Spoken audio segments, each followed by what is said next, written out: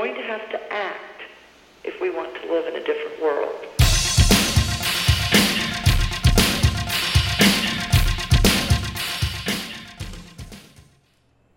Hello and welcome to the EdgeCast. I'm Victor Von Zoom, and with me is Garam. Hello, hello, hello. And our special guest. He's not Naked Ape. I almost thought he was. Braving Ruin. Naked Ape Jr., I guess. Are you sure you two aren't related? Somewhat less of a faggot than Naked Ape.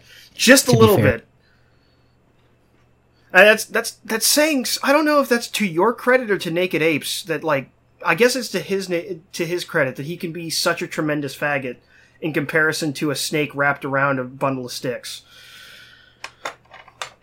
God, that joke was bad. So individually we are easily broken, but together we form a mighty faggot. A mighty faggot. So, we have a bunch of topics this time because we haven't done one of these in a while, huh, Garam? Well, we tried to do, but you fucked up the recording. Yeah. Well, no, that was when we were arguing about Jordan Peterson. So, and I didn't fuck up the recording. OBS did. Let's be fair. Details. Yeah. So, do we want to do? I don't know. Let's guess choice. Do we want to do the drama with VidCon first? We can go in whatever order you like. I don't care. No. I guess we probably should. It might bring us up a little bit before we go down. So, VidCon drama. What the fuck was on that recording? And why is everyone being nice to one another now? My thoughts exactly. Well, as far as the being nice to each other now, I think that's largely pretense. There has been drama since VidCon. Yeah, quite a lot of it. Though, it seems like they keep trying to press stuff under wraps. I remember, Mouthy Buddha did a video on it where he was, well, not a video on it specifically, but when he did his video on the, how the Skeptic community has changed, he was talking about how, well, now that they've met each other in real life, everyone's kind of nicer now because they know one another in some way, shape, or form. But that can't all be it. Don't you think? See, I don't know if he went to VidCon. I don't want to go and pass judgment on what Mouthy is saying. And honestly, out of all those people, I think Mouthy Buddha is probably one of the only ones I still like. Because he's more honest than most of them are. And he's more down to earth than most of them are, from what I can tell. But if he didn't go to VidCon, then he doesn't really know what happened there any more than we do. This is true. I mean... Johnny Fox. As far as the whole... Go ahead, sorry. Oh, what about Johnny Fox? Well, Johnny Fox, I like him just because he's just such a rampant shit poster. But he's a rampant shit poster that was nah, the Skeptic community guys are always been faggots. And he'll be off the mark at times, but he doesn't really honestly take sides. And he apparently had he knew some people that either were friends of his or reported to him because they thought he would actually do something about it, that were fans or minor YouTubers that did go to VidCon and were telling him that, oh yeah, there were people, doing cocaine in private rooms and treating other, YouTubers like shit and stuff off camera and everything, and it was really, sketchy as hell. But, he has misreported stuff before, but so far I haven't seen him do a retraction on that as far as Twitter and everything went, so. Yeah, I don't know. I don't really know. This is the thing that I think people really need to remember, is that none of these people are famous, really. None of them are really anything other than regular people who make YouTube videos, and they may have gotten attention, maybe some of them say insightful things, but I've never understood, ever since I came back, I get at least a few DMs every day, oh my god, you're back, and it's dude, this is basically just something vacation. I do to vent. Leave me alone. No, but what people need to remember is that you don't know YouTubers. You know what you see of them on YouTube and on social media. But that doesn't mean that you actually know what they're really like, because most of these people take a very different tone in private. Yeah. I mean, that was something that me and Suede and then Garam later on commented on a lot back during, like, I mean, correct me if I'm wrong, but don't you think, like, a lot of this whole collusion nonsense, like, I think a lot of them were colluding and had the community was a thing even when people were still actively denying it was a community before. And, but like it really became quite apparent to just regular viewers like myself at the time, when we were on, Kraut's Discord. The Reich was kind of like the heart of darkness, everything. Because that was like the big one that suddenly everyone was allowed into it. And the first thing a lot of people noticed when they got in there was that the different ranks weren't like, oh, this guy's a moderator, this guy's an admin, they're just keeping order on the server. It was, you were a special YouTuber, everybody else. And the special YouTubers had their own text and voice channels that only they could use and everything. And it's like, I mean, they didn't need stuff like that, to be honest. To collude or anything, but it's like when they have something like an edifice that, very, very like visually obvious to you, don't you think like more people would have said, wait a second, this is not a community you keep saying?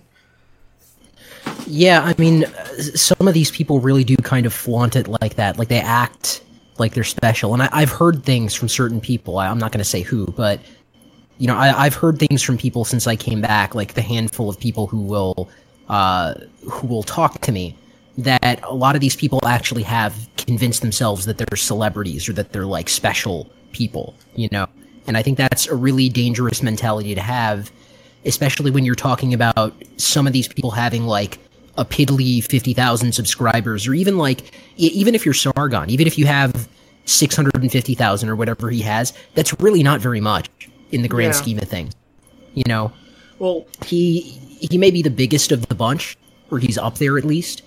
But when you're thinking in terms of like the broader political landscape and like the general population and everything, that's literally nothing. True, but at the same time, like, and I've spoken about this before because it's one of the major, like, I wouldn't say that like I've been very, very open about it, but it's not something I've ever really hidden. Is that like my goal when I, took on a persona of Victor Von Zoom and creating and did the EdgeCast with Garam here and our old time friend before he disappeared, Apollo's bitch, was all three of us were kind of fed up with how the Skeptic community was, and then as things got worse, especially in the light of the Wall Street Journal debacle and everything else, it could be said that they are still a bit small fish. It's really strange to see major media outlets be threatened by them. And I really, really don't like the idea, at least personally, I don't like the idea of somebody like Sargon or somebody like, The Amazing Atheist, or just anyone of the higher tier members of that community in general being considered like an alternate media source.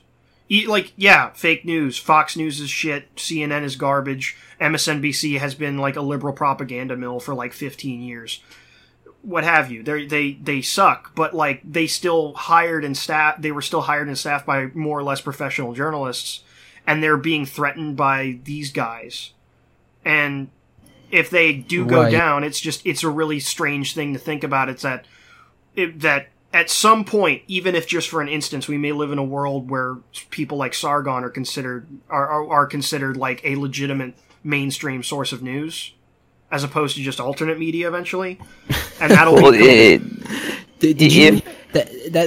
I'm sorry to cut you off, but that reminds me of a video Sargon did recently, like maybe about a month ago, where he was talking about some guy with a sociology PhD, I think it was, and this guy was talking about, he was a fan of Sargon's or something, and he was basically going through bullet points of why he thinks Sargon is credible, and and he actually said something to the effect of Sargon has only made like 2 or 3 mistakes in his entire YouTube career, as in like factual error. Only? Fuck yourself. Only? Oh.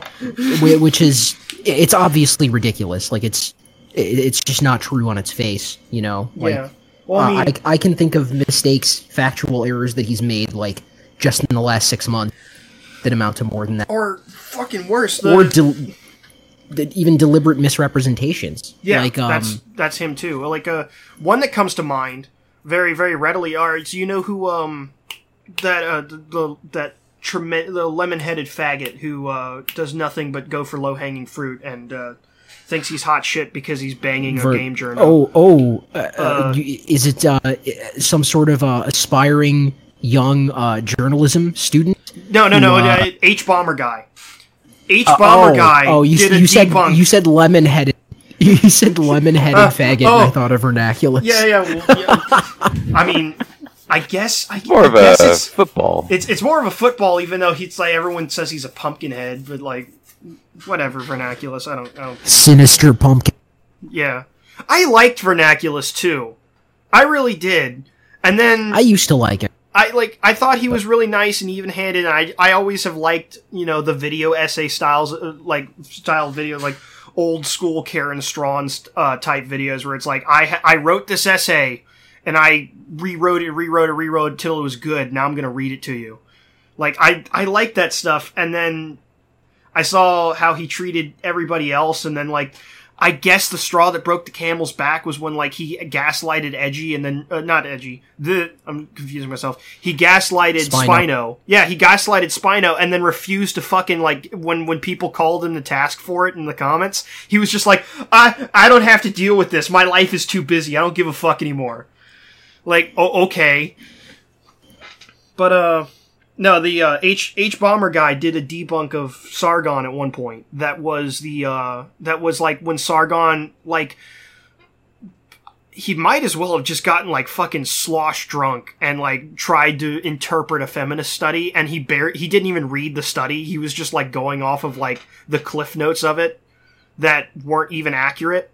And it was okay, H-Bomber guy is garbage. The dude, goes for the lowest hanging fruit. This is one of the guys that was Davis MJ Arini is representative of the entirety of the Gamergate movement. If memory serves, the video talking about it was going after, I think it wasn't even on Sargon's main channel. I think it was on, the Thinkery or something. Yeah, and, and that channel that Sargon has when he's done absolutely no fucking research and had way too fucking much to drink, and you should really be taking with a giant grain of salt. That video that he did on Noam Chomsky, and it's all right, yeah, fuck Noam Chomsky, but when you're not even gonna when you're gonna stop the video in the middle of the interview before he even answers a question just to call him stupid, and then all your followers are golf clap, great point, Sargon. It's come on. Yeah, listen, kosher salt is not coarse enough to give you a large enough grain of salt you need to take. I always say a bag of salt, but no, you're familiar with H-Bomber guy, right? Braving?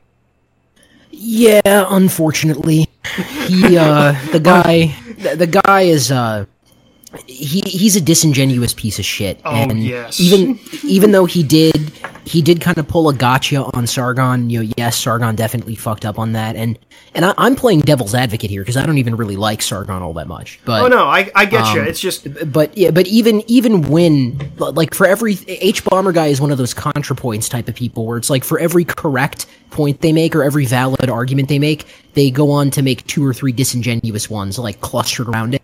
And it's they do this thing where everything is so rapid fire, every claim or statement or insinuation is thrown at you totally rapid fire. And that you're not allowed to process them. It's the old propaganda technique. Yeah. Yeah, I mean, and then they sit there and they have the gall to call other people propagandists. And I'm not saying Sargon isn't a propagandist. I'm a fucking propagandist. I have an agenda. I have certain political goals that I want to fulfill and things that I want to convince people of. Anyone who has political goals and has things that they want to convince people of, and is actively trying to do that is a propagandist in some sense of the word. But when they say propagandist, they mean like, oh, well, Sargon's being disingenuous and he's a bad guy and you shouldn't trust him, when they do the exact same fucking thing, arguably worse. Yeah. Well, I mean...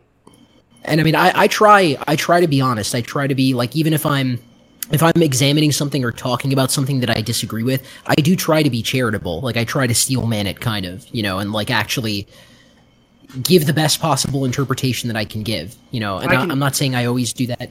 People kind of, everyone has, like, a limited... everyone has, like, a limited degree of self-awareness, and, you don't always get it right, but... I haven't been able to watch all the way through Mouthy Buddha, Skeptics, and Identity Denialism, derp. But your other video that I have watched all the way through so far, like, it very much does reflect that. I can attest that you are making a concerted effort, if not, you actually defended succeeding. Black Lives Matter to a degree. Yeah. I was a little surprised when you just like, oh, okay, so it's not just bashing 24/7. You have a point that, yeah, black people have been fucked over in the past, uniquely in the U.S., so it makes sense that they're going to lock ranks. Well, lock ranks as a community. Right. I mean, if I'm going to complain about people discriminating against whites and and use that as an element of why I think whites should start acting as a group, then you have to be consistent. You have to acknowledge that other groups outside of whites have an interest in doing that for themselves, and that's why they do it. It just makes sense. Yep. Well, so I take it just generally. Yeah, I tend to agree that if a particular demographic is being attacked simply because they happen to be in that demographic, the demographic should really look at one another and go, just attacking us because we're part of this demographic is unacceptable, and we need to, as a group, look at those people and go, no, stop that, fucking stop that right now. That's unacceptable. Right. I mean, and this is why I kind of moved away from the cultural libertarian thing, is because I found it really unsatisfying, because like the cultural libertarian rational skeptic approach to all of this is basically to just say, oh, well, everyone should just be an individual like us and we'll do equality right this time. And it's like, yeah, that would be nice, but that's not going to happen. Like, that's very clearly not what's going to happen. You're not going to convince these people to stop doing what they're doing. So you have to resist them as a group or lose. Yeah. I mean, that's somewhat reductionist. I am simplifying it, but... Well, I have my disagreements with people like Jordan Peterson, but he specifically had a quote in one of Mouthy Buddha's video that like Mouthy brought up that kind of does a really good job of like kind of putting together that whole conflict that people like yourself would have, where he was talking about the alt-right has this kind of incomplete view of everything, and like a lot of the people that are alt-right or former alt-right or identified in some way with it, was that like they have to he was talking about the father and the son, and once again identification with the father, but his main point was about how like they do the identification with the father, but they don't continue and complete the cycle where they admit that like the nation, or in his words, it was like the nation exists to give rise to the individual. And and I actually do I do agree with that sentiment to some degree, but and I agree that the alt-right isn't complete. There's a lot of things that the alt-right could be doing better, like getting rid of all the teenagers. Not so much that as it is like holding people to a higher standard of behavior. Yeah. Well, that's what I meant. These LARPing idiots who want to, goose step down the street screaming "gas the kikes," that's not going to work. You need to do better than that. Yeah, and it's just I after meeting a few of those people in Discord, I'm not sure there's much convincing some of those people. I think what they're saying isn't. Yeah, I was pretty unimpressed with trying to point out there being more than a touch silly. Oh, I got kicked out of their servers before because I dared to criticize white countries at some points.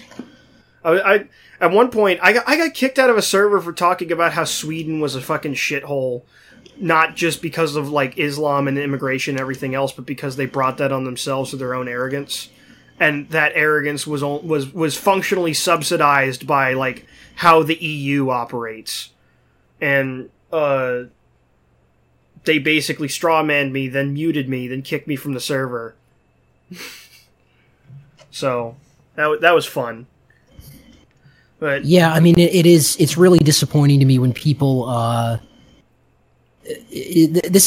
recently had a stream with Naked Ape and Millennial Woes and this guy Ryan Falk from a channel called Alternative Hypothesis. It's like a race realism I believe channel. I watched that one. Was that the one where like Ape was trying to like, you know, get to the beating gooey essence heart of the alt-right, and everyone was like, Ape, you're philosophizing too much? Yeah, and I mean, I think in some sense he was, but at the same time, you know, he was kind of strawmanning us a bit by insinuating that we just think white people are perfect and there's nothing wrong with white people at all. There's nothing that needs to change about them, and there's nothing they've ever historically done wrong. And that's not my position or Ryan or Millennial Woe's position, but there are some retards in the alt-right who honestly do think like that. Like, they think white people, Europeans, whatever, are just perfect and, you know, beyond scrutiny. And yeah. Well, the worst part is that a lot of the time, and I know this because I spent a good chunk of my college years hanging out with like literally honest to God self-identified National Socialists. And I did this they didn't know or really care what my political ideology was at the time, but they were interesting people. And a bit after them, I actually met in person David Duke, and it was wow. Just such a strange experience. Yeah, I live really deep in the South, but it was such a strange experience because like these were guys that like they were like they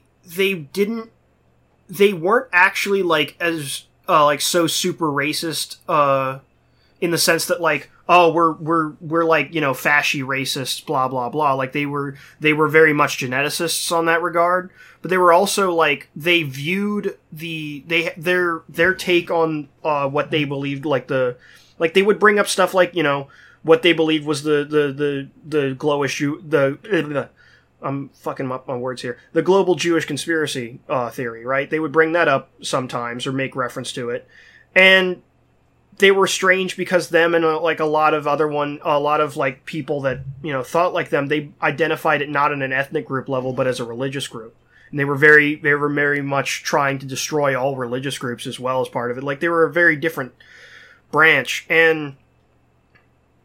but all of them and everyone else that even in their own, like, kind of that cluster of ideologies in my area that didn't see eye to eye on stuff, they hated people like David Duke, like, with a passion. They saw him as a con man. I'm pretty sure, I met him. I'm pretty sure he is a con man. That dude is a fucking snake oil merchant. But my point is, as far as the rest of this is, like, they, you know, I'm not saying that, like, everyone in the alt-right or whoever really needs to self-censor and everything, but they very much, or you know, do an ideological purge or like a policing their movement or something. But it would help a bit if they were, you know, more open with the whole, like, yeah, we have quite a few people that are just bandwagoning here. We have quite a few people that are here just to make a buck. Right. I mean, that's kind of what happened with the whole alt-right versus alt-light thing, where prior to Trump winning the election, you saw people like Paul Joseph Watson and Mike Cernovich and people like that using the term alt-right and describing themselves as alt-right to associate it, you know, use it as a branding technique, basically. And then as soon as they realized what the alt-right actually is, which is a white identitarian movement, as soon as they realized that, and as soon as Trump won, they jumped ship and started what we call counter-signaling the alt-right. Yeah, and then there was a... and basically, which is funny because Cernovich recently wound up on the ADL's hate watch list for allegedly being a white supremacist and a neo-Nazi. So that did him a lot of good. Yeah, I still remember the heady days of my, God, this would have been January on Discord? January 2016, like, I remember, like, even we thought we were alt-right because we thought, well, we're left, but we're on the political left, but we want the Republicans to win, so I guess we're alternative. It was a really nebulous term for a while. Yeah, I mean, no one really knew what the fuck the term is, because it was a brand new fucking term. Well, and not exactly. I mean, it had been around for like 2 years before the Trump election. A few years actually. Yeah. I think I can't remember when Spencer. Here, let me. But like, wasn't it like somebody before Richard Spencer coined it, and then Richard Spencer kind of like codified it? I have no idea, but I remember that it had just entered the lexicon and nobody knew what the hell it meant. So yeah. I can totally see that people were trying to articulate the fact that they were supporting the political right, even though they weren't the traditional people supporting the right. So you would think alternative as in, other, as in not normal, supporting the right. So yeah, we're not the normal people supporting the right, therefore alt-right. Just from how the word's constructed, you would think it has a completely different meaning than what it actually does. Well, it's I mean, that's just the evolution of language. It's just in a very short period of time, so people are like still kind of reeling from it. But I remember like when it was originally like started floating around, and I think a little while after Naked Ape, of all people, did a video on it talking about how like it was kind of a collectivist term for everybody who was like not a paleocon but was still right leaning. Or not a paleocon, but everyone who wasn't a neocon, rather. They were paleocons and monarchists and whatnot. Right. Yeah. I mean, yeah. If you want to accurately describe it, it's sort of like a broad coalition of like paleocons, tradcons, religious monarchists, like people like Fritz Imperial or the Distributists. They aren't exactly all right because they're not racial identitarians, but they sort of like have flirtations with it because they believe in monarchy and in some cases like borderline fascism, things like that. And then you have like the actual fascists or national socialists. But what all these people have in common is they're concerned about the future of countries that were historically white majority countries. Is the way I would put it. Yeah. No, that makes sense. I mean, but I'm looking here, and I couldn't remember the guy's name, but this says Paul Gottfried was the first person to use the term alternative right when referring specifically to developments within American right-wing politics in 2008. And then Spencer created the shortening of it, alt-right, in 2010. So as far as like what we know the alt-right to be now, 2010 is when Spencer did it, and it more specifically began to refer to like white identitarianism or white nationalism. And then Gottfried he seemed to be more so trying to rebrand paleoconservatism.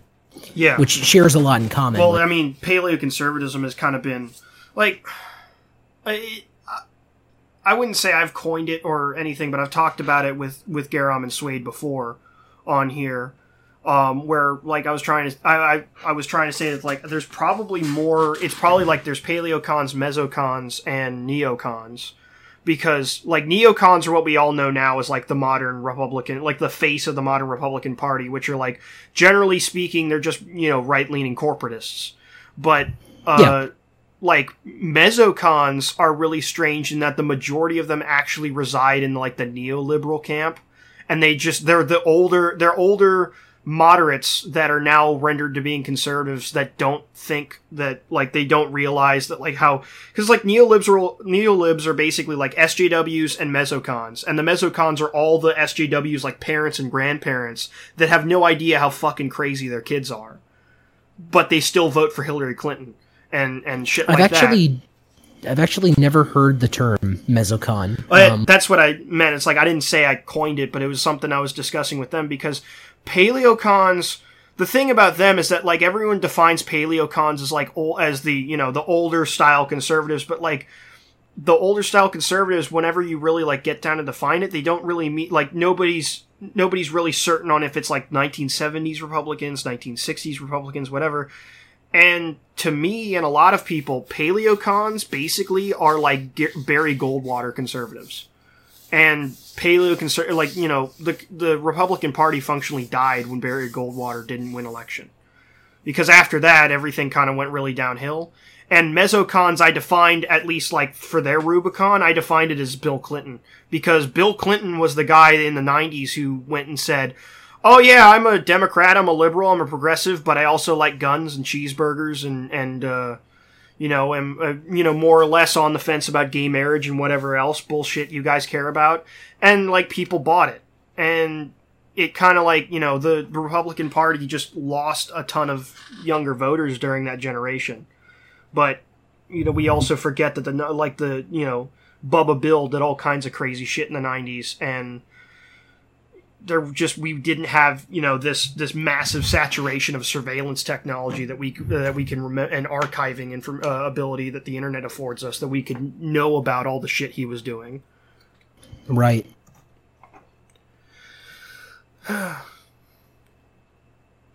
Well, that died. Well, you brought up New Deal, and it seems like whenever something even tangentially related to the New Deal comes up, or the Great Society, suddenly just polio. Yeah, everyone's just like, let's not even open up this can of worms of what those two policies did to the United States. You gotta love the Roosevelt family line. It's like one's a fantastic president. The other one is a guy who did everything good in his entire presidency on accident. Okay. Accident. Can I blow your mind? Can I blow your mind on something? Oh no. Who do you think succeeded Barry Goldwater as senator from Arizona? Who? John McCain. Oh, well, that's a better segue than whatever I was gonna do. Yeah. So, can this guy die already, please? Listen, dark side users have abnormally long lifespans. Somebody get out the myth of Dark Plagueis. Anyway, I don't know, Braving. How do you feel about John McCain? This is gonna sound harsh, but I honestly could not give less of a fuck about the guy, to be perfectly honest with you. Oh. So you're the moderate in this conversation. Somehow I was expecting. Because I fucking hate John McCain. That's middle of the road. Okay, when I say I couldn't give less of a fuck, let me just clarify this here.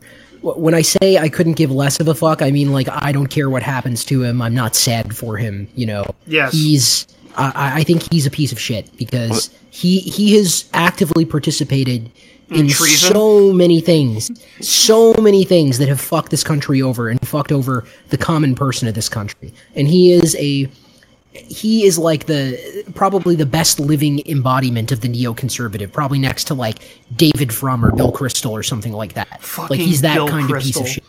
Ugh. Just grossed me out a little there. Hang on. He's constantly agitating for wars. He was in the House of Representatives when Reagan famously gave amnesty to 3 million illegal immigrants and basically gave California to the Democrats. The guy is just constantly trying to get us entangled in foreign shit. He's like the epitome of invade the world, invite the world. Like, let's go fuck this country up, and then we'll just bring in all the fucking dispossessed people from fucking your country. Yep. I hate it. And he even fits the archetype that the fucking liberals have painted of conservative politicians, where he was a dude who cheated his way into the military and still fucked up at it, and then betrayed everybody, and then came out and pretended to be a great patriot. I'm a war hero because I got captured because I didn't know how to fly a plane, but used my family connections to make me a fighter pilot anyway, and then proceeded to release propaganda tapes for the Viet Cong. Okay, and his complete fucking incompetence continues even to this year. Look at the current situation with the Affordable Health Care Act. The Republicans. It's shit.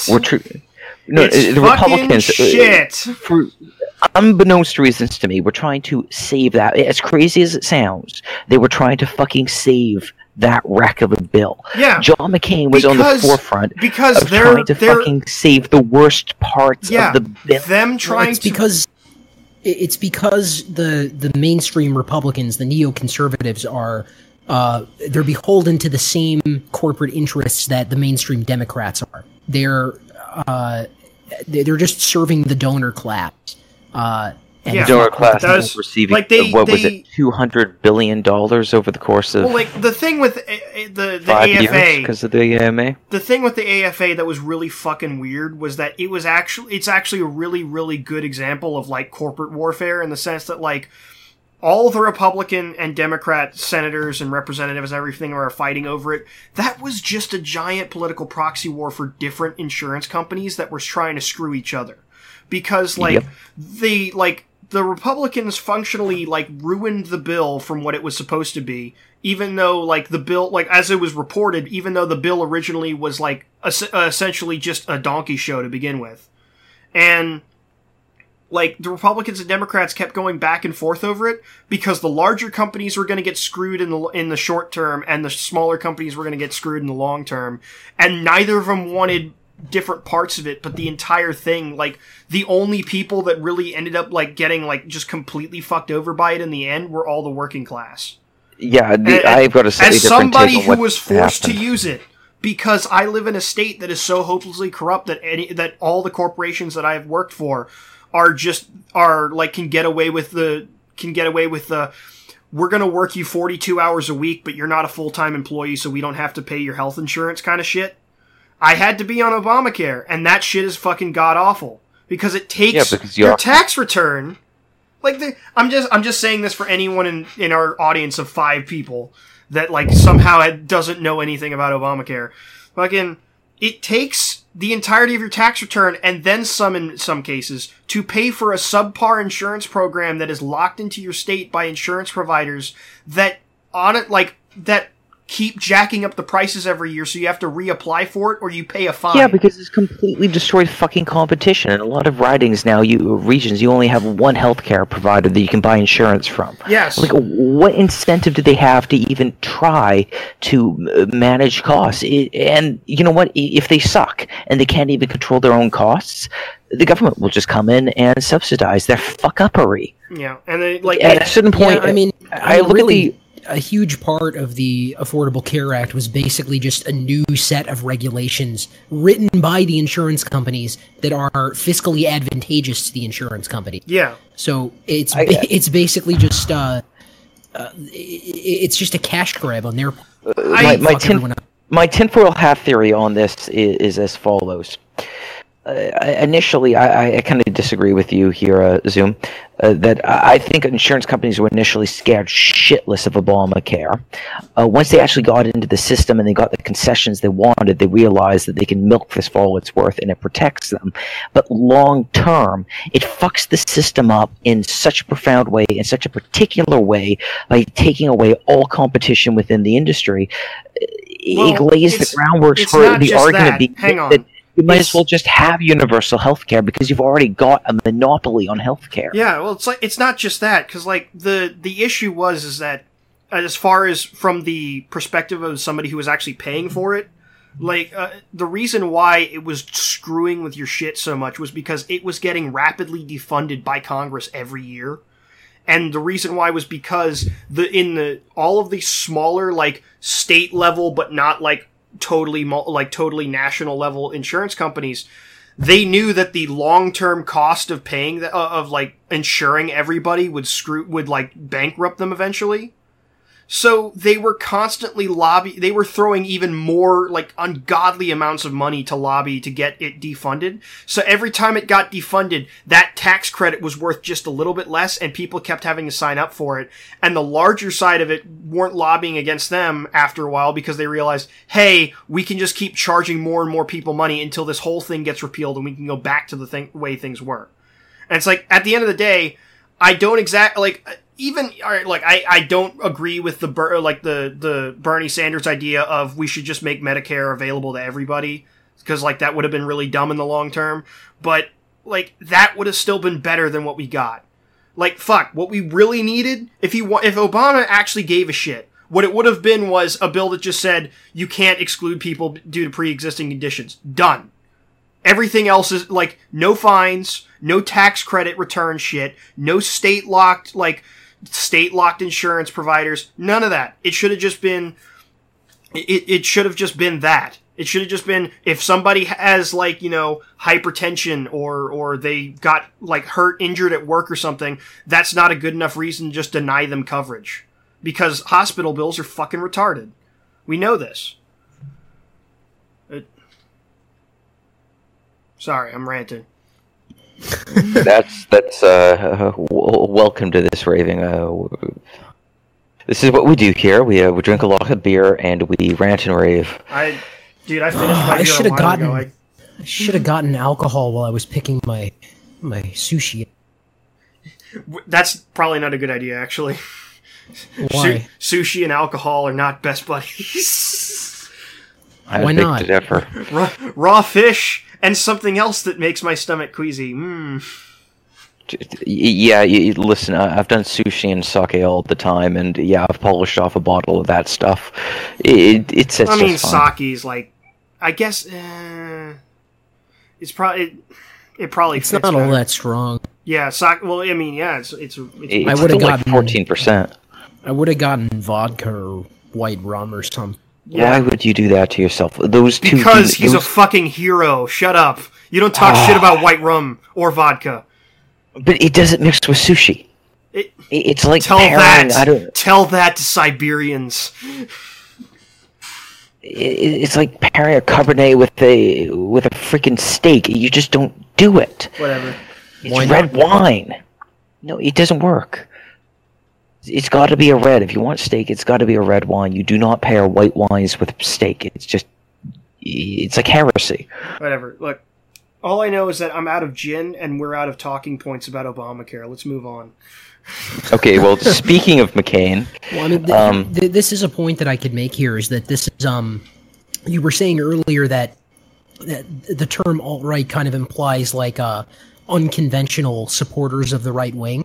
If you just told somebody the term without any context, like they had never been, let's just say they've been frozen for 20 years and they've been unthawed, and you need to explain on politics. You say alt-right, what's the first thing that goes through their head?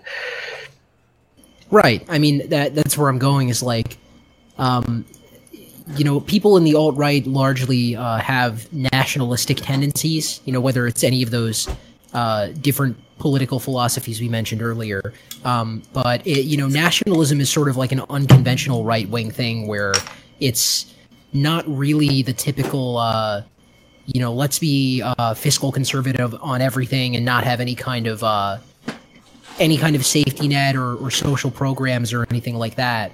You know, national healthcare is something that I would probably support if the demographics of the U.S. were different. Like, say, in 1965, if they had, instead of passing the Immigration and Nationality Act of 1965 and letting the entire world in, if they had instead instituted a national healthcare system, I think that would have been much better, because it's much easier to manage that kind of large-scale social program when you have, like, a relatively homogenous population who, you know, they share a common identity and everything. Well, common health problems and everything else. I mean... Right. I mean, whereas with the U.S. as it is now, you have, like, the situation is basically where it's like Asian people and white people are net taxpayers, as in they pay more into the system than they take out of it, and blacks and Hispanics are net public service takers, as in they take more out of the system than they pay into it. So it kind of creates this, if we had a national healthcare system now, it would sort of create this dynamic where white people and Asians are getting fucked over by that. They wouldn't really be getting much out of it, because they would be the ones paying for it. In a current state, I can agree with you, but ideally, like, if ideally you could pass something like universal healthcare in the U.S. at all, it would probably be in the same environment that you realize that people would make, you know, other practical decisions like, hey, let's say fuck NATO. Hey, let's not, you know, let's not spend all of this money to send to Israel just so they can send it back to us. Whoa, like, dude! Hey, hold on Hold on. Cool it with the anti-Semitic remarks. Okay. All right. Firstly, no. Secondly, no. Thirdly, I am not an anti-Semite, but, like, man, the majority of the fucking, like, the Jewish conspiracy is actually explained by the military-industrial complex to begin with. A lot of people don't know this, but, like, I'm trying to remember the exact percentage or the wording of it, but, like, there's stipulations in all of the stimulus packages and the spending bills that all the money that we portion out of the defense budget that Americans, like, that America sends to Israel specifically, that, like, they spend 90% of it on American-made shit. And it's so, like, the whole thing is, like, bought and, it's already, like, everything is already bought and sold by corporations that were, like, the lowest bidder to begin with. So, like, I'll give you an example. There's a tiny town in Louisiana that it only exists, it's in the middle of the fucking swamp in, like, nowhere Plaquemines Parish. And it only exists because it has a clothing factory just in the swamp.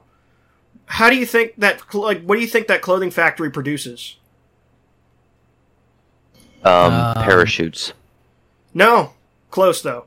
Israeli Defense Force uniforms. Woo. Like, that's like one of the things. It's like a lot of people will point to the Israel money connection, and it's like, yeah, there's a good point to be made there a lot of time, but a lot of the time it's like, no, this is just corporatism. Like, no, and then it's like, oh, the corporation's run by Jews, and it's like, well, get the Benny Hill theme, like that. As far as the I mean, it's not so much. I don't know too many people who actually believe that it's some sort of giant conspiracy. It's more along the lines of the U.S. Acting constantly, basing its foreign policy and its interventionist policy around acting in Israeli interests and funding Israel and basically being Israel's bitch. Well, not exactly its bitch. Like, there's incidents like the fucking intelligence boat thing that happened in the 50s that was kind of weird. But, like... Oh, the USS Liberty incident? Yeah, but, like, that's something that... the thing is, is that Israel... Really makes you think, it really for makes the you think. listeners, that's when the Israeli Defense Forces attacked a Straight American... up blew up an American Well, cruiser. they called it... it wasn't a cruiser. It was, what did they call it? They called them technical ships, but what they really were signals intelligence. Yeah, it was an intelligence boat. You look at the picture of the ship, and it's got a bunch of antennas and different electromagnetic rays of all kinds. I mean, it was a spy ship that was just sitting there listening to enemy radio communications. Right, I mean, and this... Friendly fire incident. This particular ship... it was very small, and the Israelis claimed that they had mistaken it for an Egyptian destroyer or something, or frigate, like an actual warship. So, if memory serves, USS Liberty... The ship that they claimed to have mistaken it for was literally twice the size of the USS Liberty. Yeah, I was going to say, if memory serves, US Liberty used to be, a Liberty ship, so it used to be one of those ships that was in the Atlantic convoys. Its form factor is completely different. Like, just on a cursory look, you would see that it's clearly not a destroyer. Right, not to mention it had, a U.S. call sign painted on the side and a giant American flag. And also the Egyptians can't exactly produce something like that.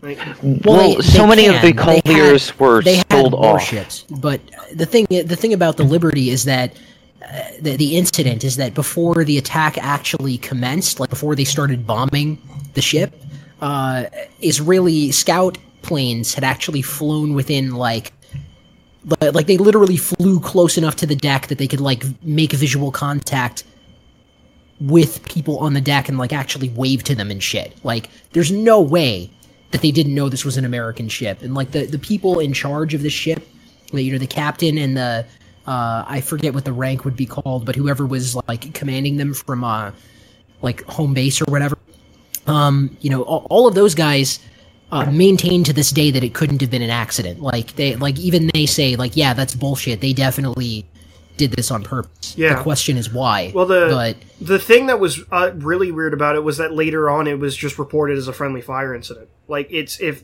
anybody looks it up now, Anybody looks it up now, anywhere on the internet, Wikipedia, wherever, it's a friendly fire incident. And there were multiple waves of attacks. Yeah. It's not a friendly fire incident. Well, as far you as, don't fuck up as that far many as times. that whole thing goes, I'm not saying I'm going to just give you the explanation right here. Shut up, conspiracy fags. Meh. But like, Israel is only only one side of a coin. The other side is Saudi Arabia, and it's kind of like in the perspective of realpolitik, Israel and Saudi Arabia being our two greatest allies in the Middle East. It's like, you know, you think that especially during the 50s and the 60s when you have like maniacs like Kissinger in charge, like you'd think that like the top brass of DEFCON level goes up, DEFCON level goes down. DEFCON level goes up, DEFCON level goes down. Yeah, and fucking. I've in the shit posting chat, I've linked a documentary called USS Liberty: Dead in the Water. If you want to like put that in the BBC documentary. This, I bet they fucking like deleted the hell out of this. I've read a few articles. Wikipedia style stuff, and I just sit there and it's like, there was some political shenanigans going on with this one. This documentary is actually very good. There's a lot of interviews with members of the crew and people who, you know, internal to the U.S., internal to the Pentagon, who are familiar with the incident and all that, and they don't really paint a very sympathetic picture for the Israelis. Let's put it that way. Yeah, this is not an Israeli-friendly documentary. As I said, political shenanigans. Yeah, it's just my point is that I was getting to is that essentially, like I'm not just going to rule out like this couldn't have been like a totally malicious act and the U.S. just let it happen because reasons or like because conspiracy reasons or whatever. But generally, I'm pretty sure it's I would say that it's something that kind of happened because, especially at the height of the Cold War between like the 50s and the 70s. The U.S.'s like upper intelligence community was a bunch of fucking crazy people that just were like, no, these two positions are incredibly important for us to control the Middle East and everywhere else. Let them do whatever the fuck they want.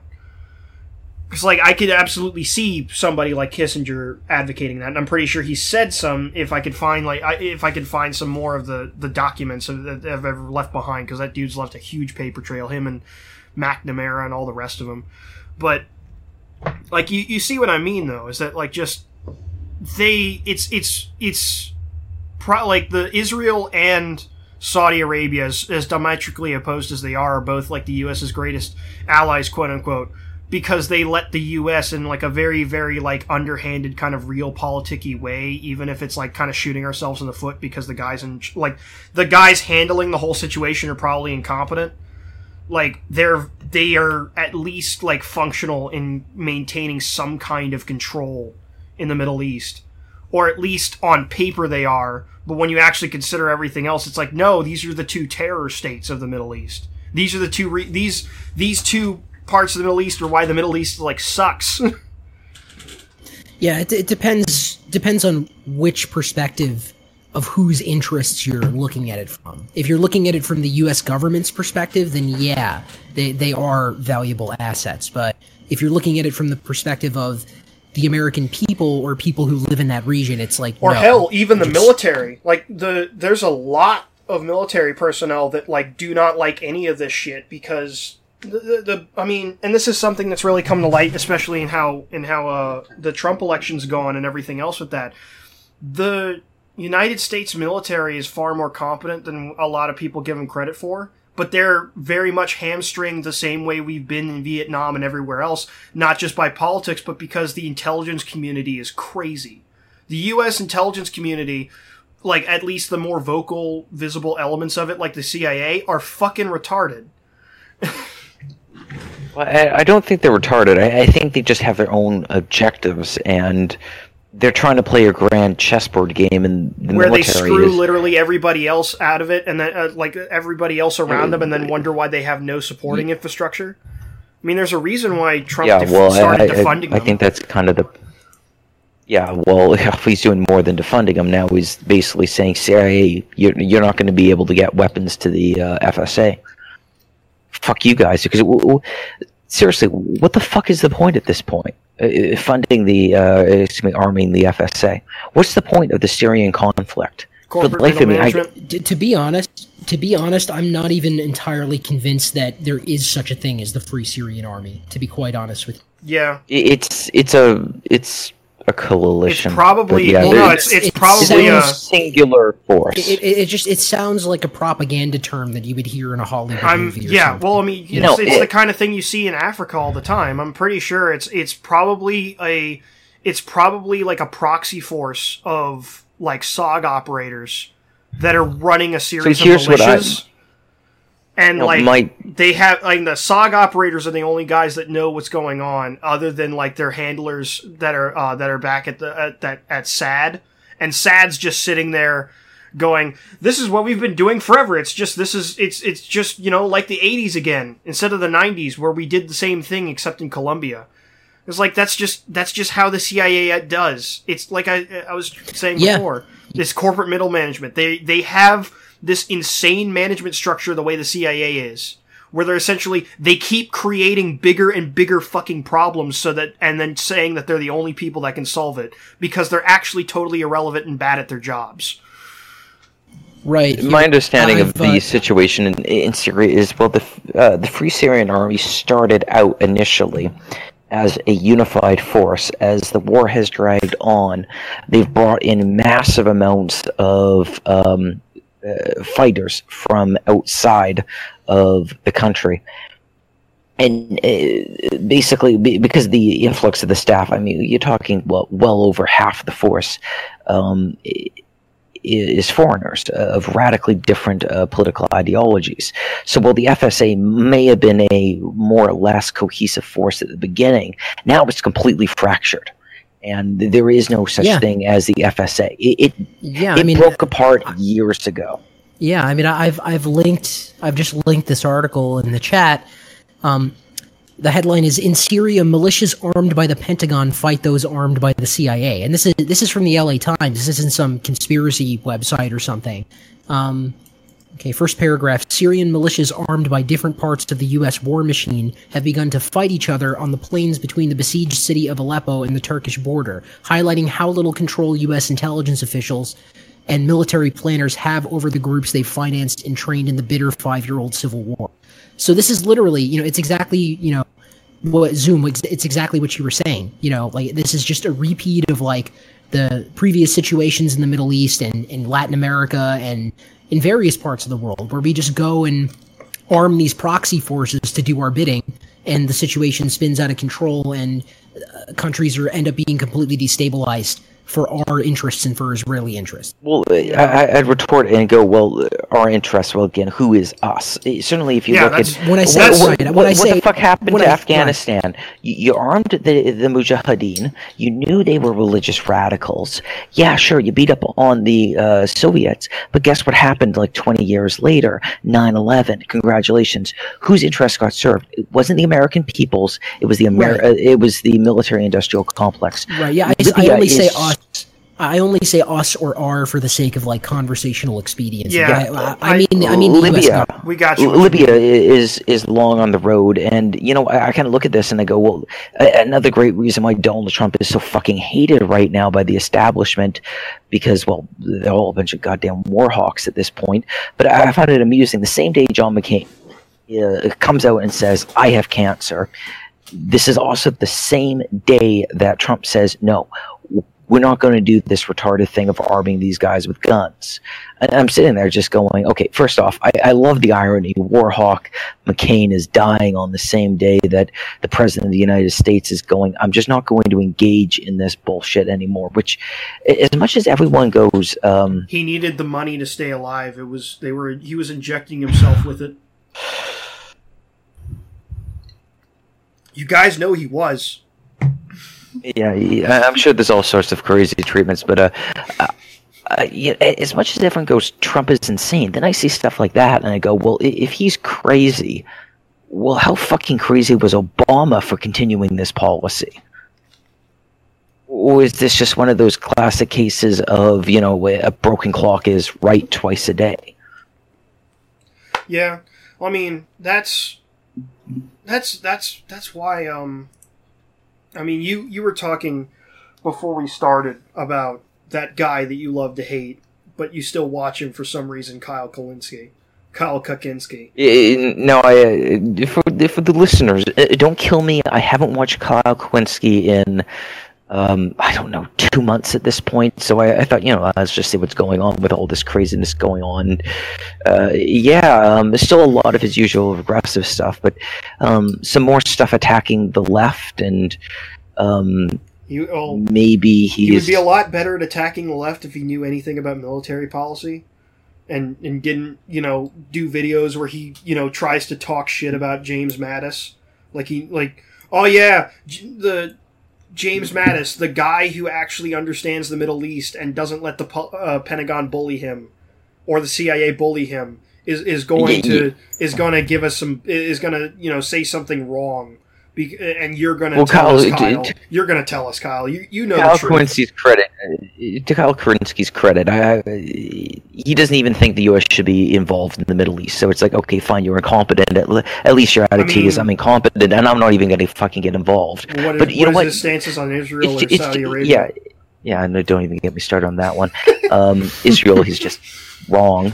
Oh yes, we need to best. Yeah, you need to fuck over the one country that isn't batshit crazy in the Middle East. Anyways, dude, Kyle, the cat's out of the bag. The Americans are involved in the Middle East heavily, and it ain't gonna end anytime soon. So if you're already fucked, you might as well fuck yourself in the least possible way. Which it sounds like Mattis actually being competent in how to deal with the Middle East. But again, welcome Limit to the damage. Yeah, I mean, welcome to the world of an ideologue. It doesn't quite get it. It's like, no, dude.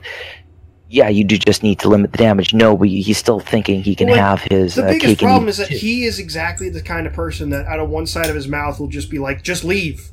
Let's just leave. Let's." And that's exactly what the Americans take everything did, and we got ice. all in one day and leave. And then out of the other side of his mouth, he'll be like, "Yeah, people like fucking Noam Chomsky saying that literally everything that ever happened ever in the history of world warfare after the First World War is America's fault somehow."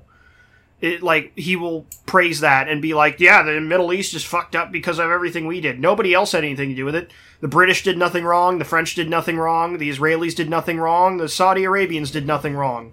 Oh yeah, the Iranians did nothing wrong. I mean, everyone's fucked up. Yeah, and just the people of the Middle East, they certainly didn't do anything wrong. It's not like they've been slaughtering each other, for the last. The Yemenis just want to sell you a used car. What are you talking about? They didn't do anything wrong.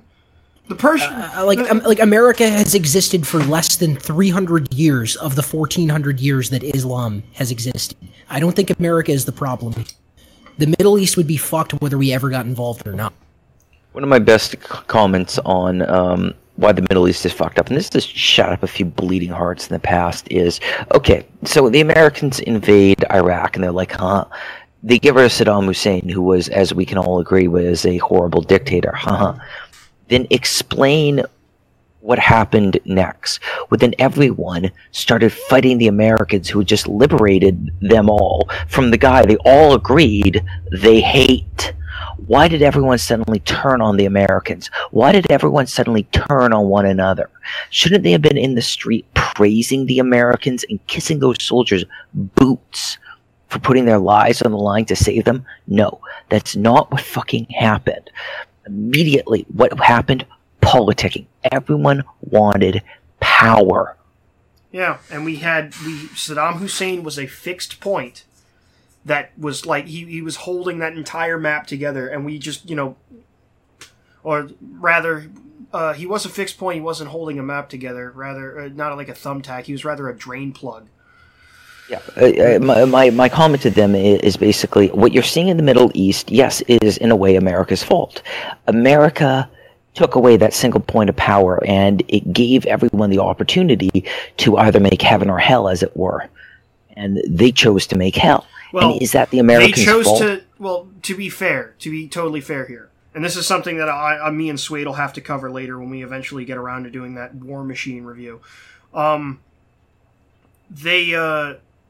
be totally fair on that, a lot of them made the decision to make a hell of it, but also elements inside the U.S. government, i.e. the CIA, i.e. the Obama administration, when they were just fucking around doing wanted nothing but chaos. Yeah, were like, no, let's make it hell too. The guys who were on the ground, people like McChrystal, people like Mattis, people like all kinds of dudes from like Army Corps of Engineers, all of them on the ground were legitimately trying to build a new democratic nation there. And every time they were at a linchpin moment where they needed a little bit more help to push it in the right way, fucking their support got withdrawn because that wasn't conducive to their ulterior motives. Whether that's because they had Israeli backers or Saudi Arabian backers, or it was too many radical Muslims in the area, or the Clinton Foundation or the Obama administration specifically did it. Whatever. Rolling Stone, I don't give a shit.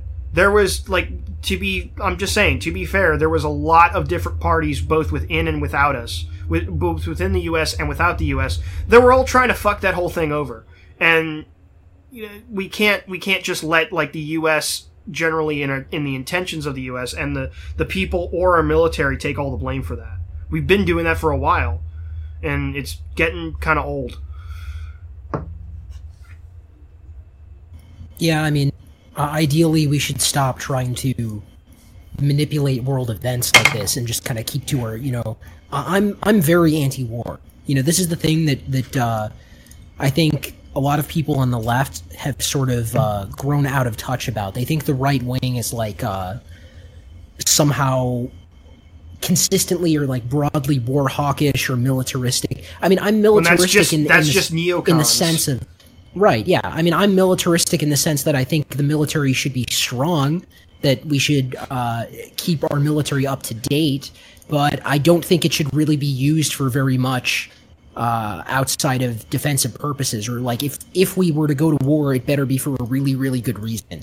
We're going to war because there is a credible existential threat to the existence of the United States. That's the only circumstance where I would push that button, if it were up to me. Yeah. I get you. Well, I don't know. This might be a terrible, terrible segue, but do you think Turkey's currently a credible existential threat to the United States? Not really, to be honest. I think what needs to happen is that the European Commission needs to tell them to fuck off and that they're never ever getting into the EU.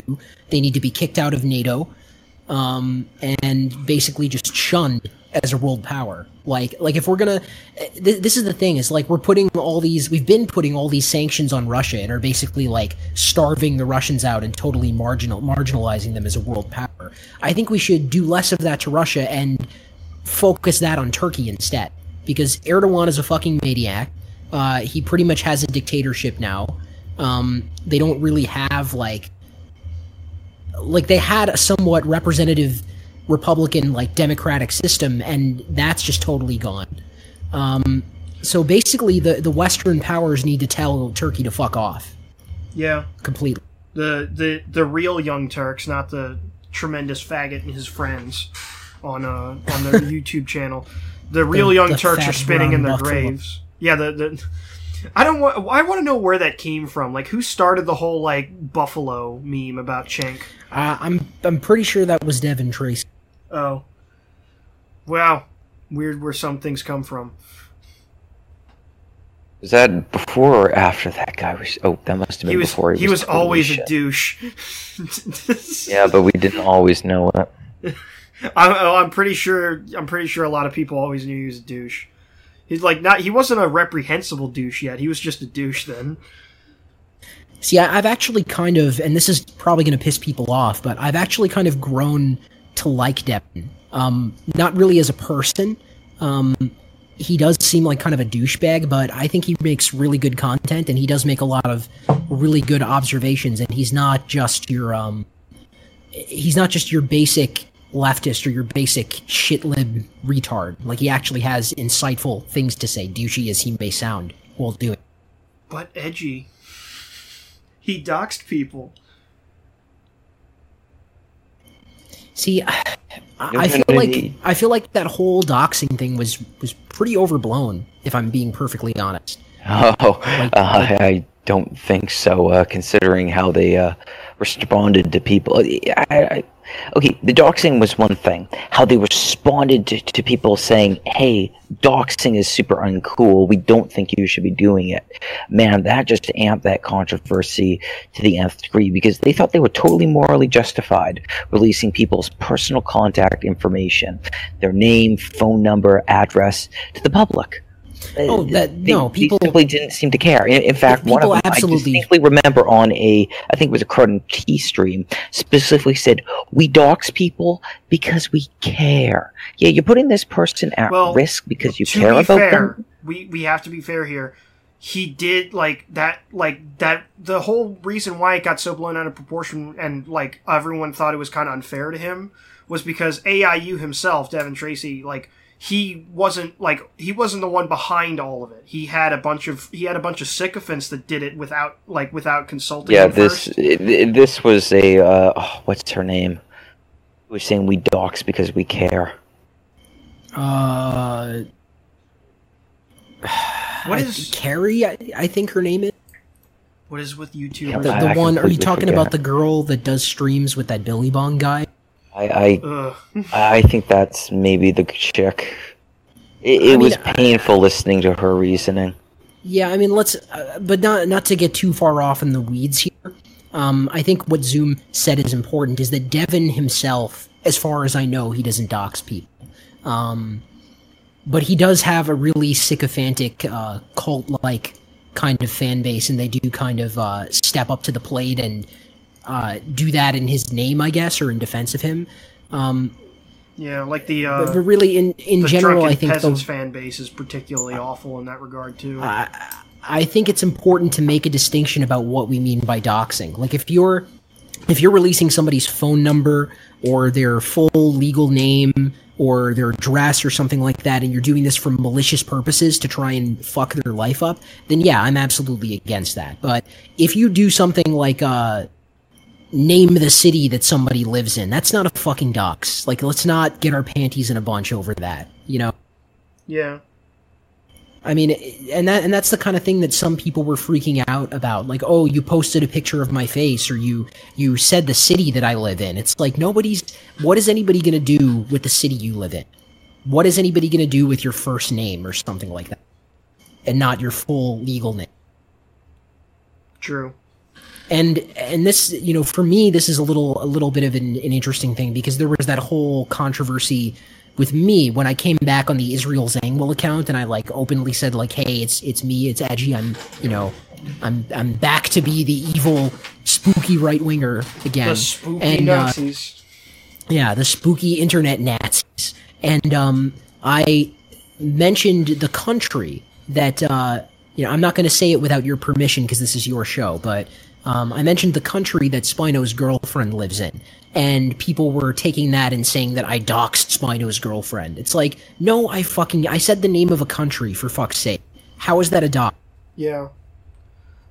Was he the one who said that, or was that just some of his random followers? No, he definitely said it. He still repeats it even now. I mean, but I think this is a good segue to the whole thing with Spino and the totally not a community thing. I do think that Spino has a point about some of that.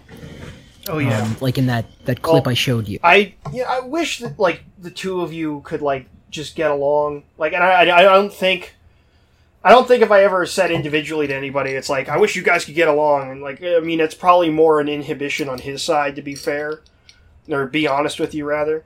I don't know if I'm being fair here, but I really do, because what would be nice, though, it might just have that Rick and Morty effect of everyone's afraid of the government, so they go and form a government kind of thing. But I would like it if more of the guys in the outer rim of this whole thing had gotten together and were like, no, fuck you, and pushed back against the mainstream community.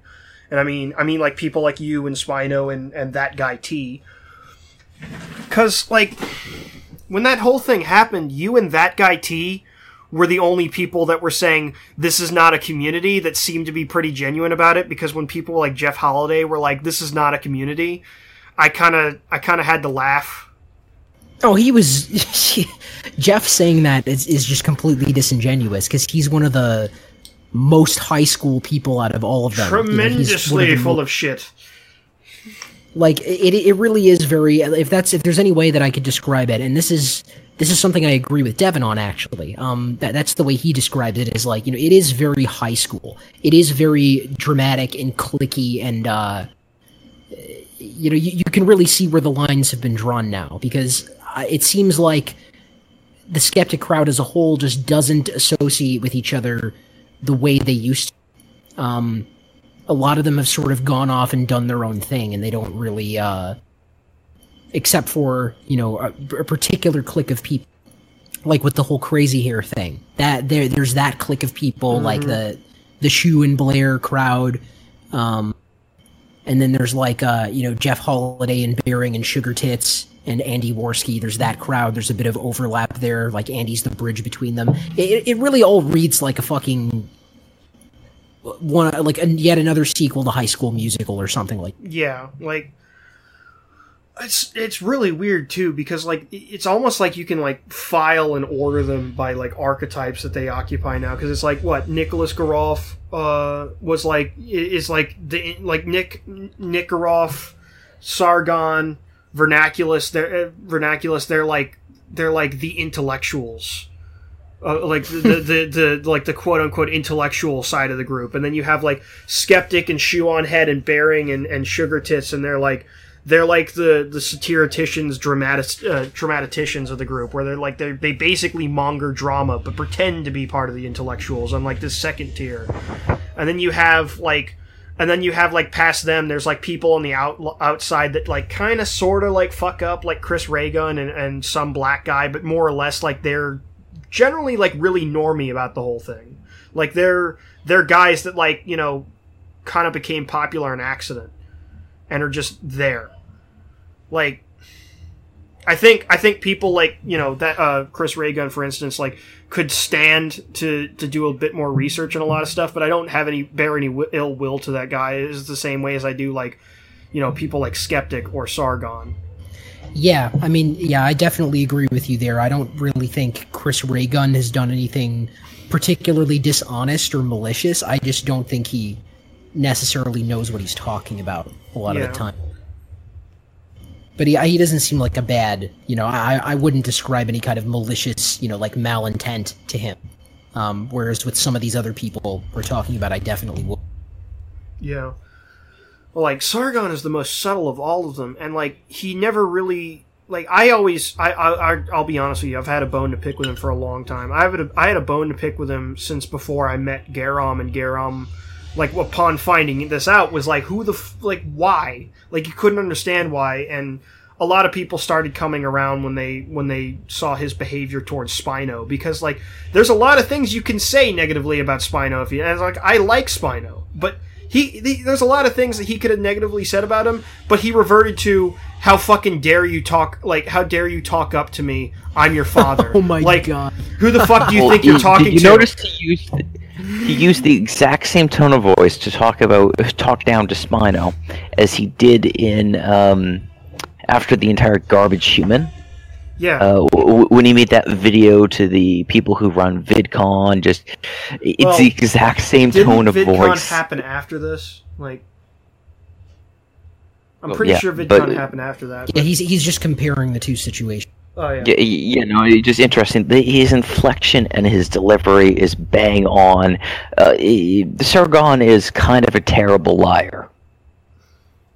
Yeah. I mean, I think the whole Anita debacle is really transparently a publicity stunt, and in my opinion, it totally backfired on him, because really, what negative consequences did Anita face as a result of this? Absolutely none. And then, meanwhile, Sargon has gotten a bunch of negative press, which I suppose you could argue is, there's no such thing as bad publicity, but at the same time, John Green and Hank Green actually wrote a whole statement basically white-knighting Anita and announcing that they were altering the rules of VidCon to clamp down on this kind of thing in the future. So what did Sargon actually gain from this, and what did Anita lose?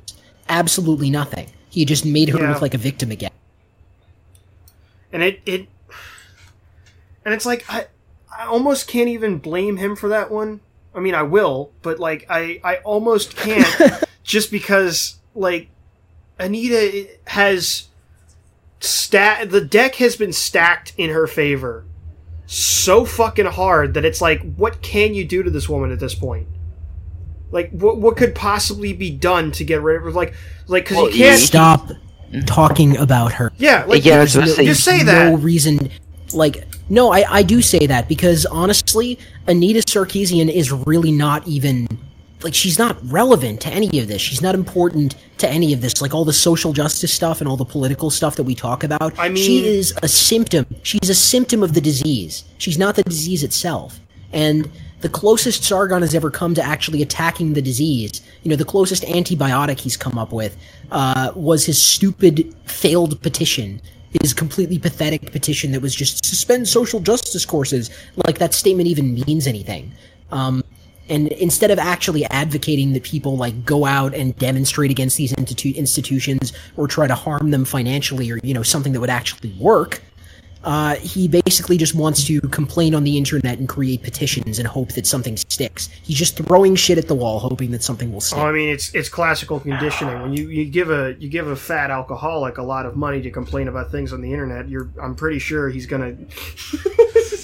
Or better yet, is I think just playing to the base constantly. He knows he's got a pretty good feeling on the people who watch his videos. He knows them ideologically, and yeah, he does play to the base. He does play to the crowd. I mean, right, and he knows if you want to be, if you're at the head of the mob, you got to give them bread and circuses. Yeah. The problem is, it's very easy to start getting led by the mob, and it sometimes feels like that's all Sargon's doing. A lot of the time is he's just playing to the crowd. He's not really leading them anywhere other than the direction they're already going. And then you find this weird case, and I think Sargon is dangerously close to this, is you kind of become subsumed by the collective subconscious. And you just become the avatar of the collective subconscious, kind of like in politics, how we see the constant push towards a sort of a cult of personality, a messiah, like strongman political figure. It's the collective subconscious trying to put forward an avatar to give voice to what they themselves as individuals can't collectively say. Well, I mean, that's just old school tribalism. You need a hero, and it's like in times of real dire circumstance, people believe they need a hero when they don't want to become one themselves.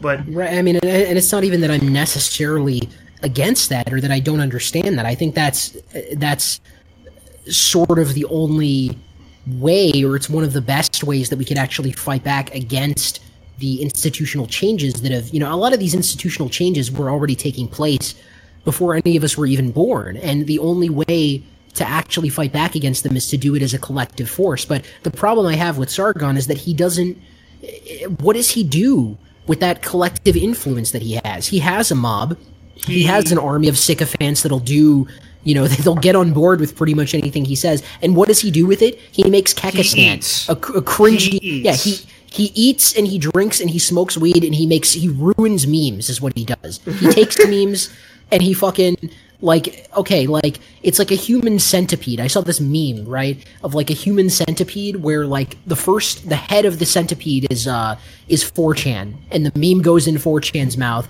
out 4chan's asshole into Reddit's mouth, out Reddit's asshole into Twitter's mouth, and then out of Twitter's asshole into...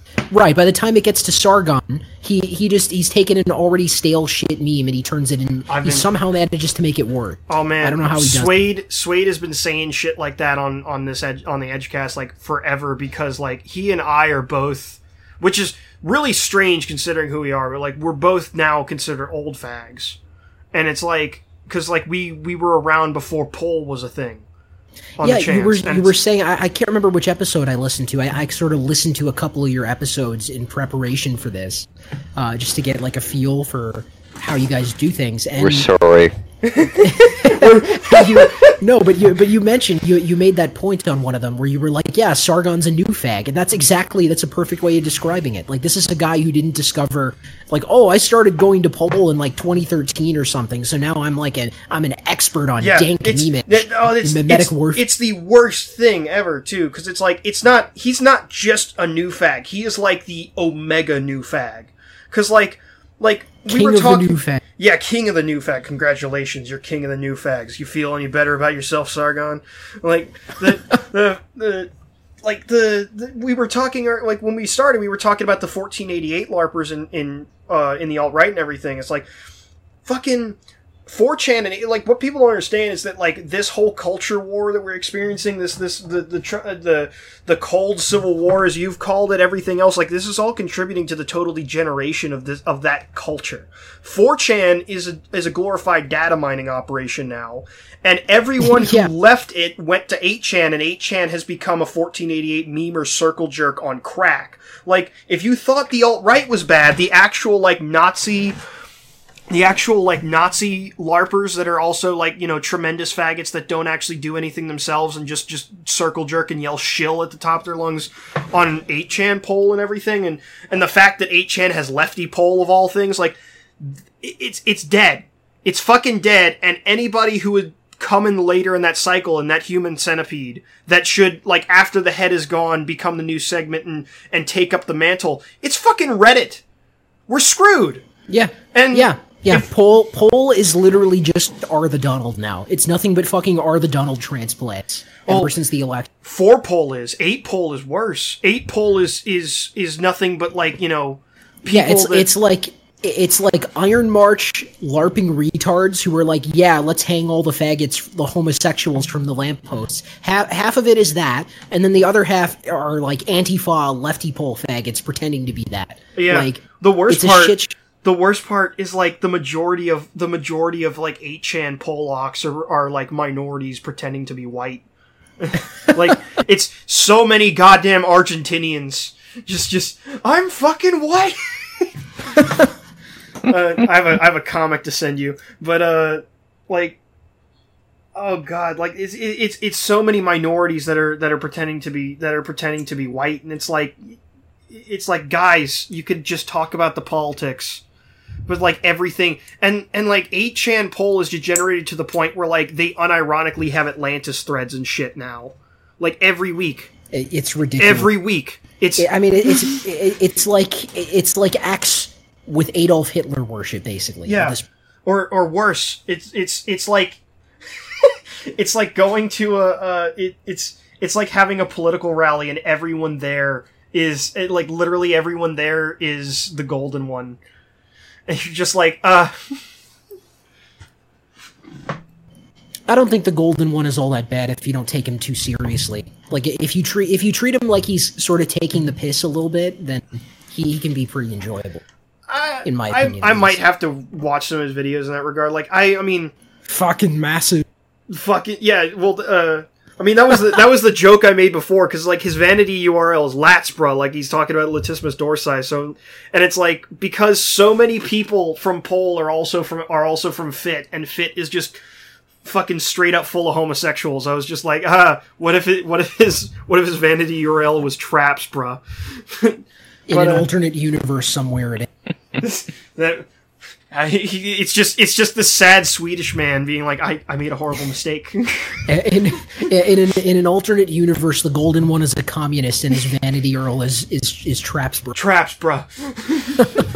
But like, I guess that's true, because like, he has his political videos where it's like very somber and he's in a suit. And he's just explaining things to you and talking about his perspectives.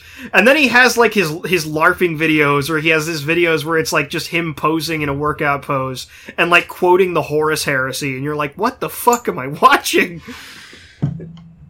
It's just strange. It's strange. Like, it's really hard to group him in with, like, you know, Millennial Woes and yourself and, like, Richard Spencer and...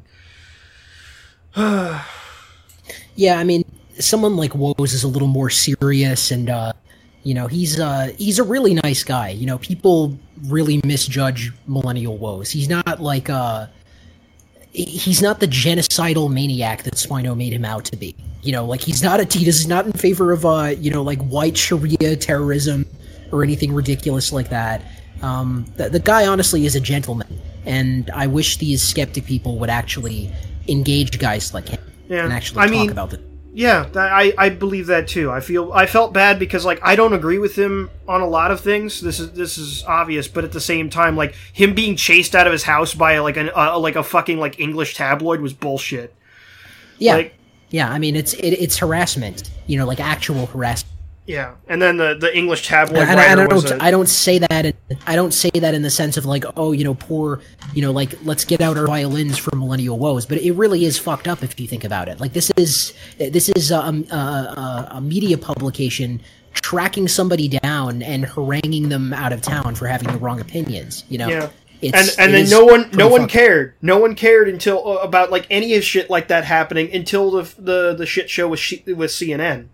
I was about to say, we all seem to forget that before the entire CNN blackmails, it was millennial wolves that it happened to. But with CNN, it was so just outlandish. Like the guy made a dumb meme.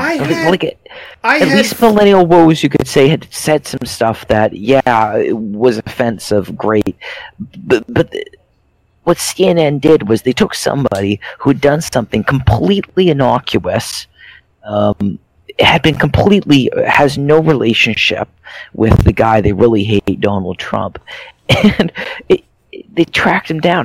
What happened to that guy with CNN was just so over the top of absolute ridiculousness. It was fucking bizarre on social media too. Because like, all right, I'm probably gonna overshare here, but I have a friend I know on my real life persona's Facebook that. He's an actor, so he can't ever post anything political. He's like, you know, he's actually a very conservative guy, but like he's, you know, So you mean he can't ever post anything political that is outside of the progressive left purview? Yeah, but that incensed him so much that he actually posted about it, and half of his friends list showed up and started trying to argue freedom of speech, and like.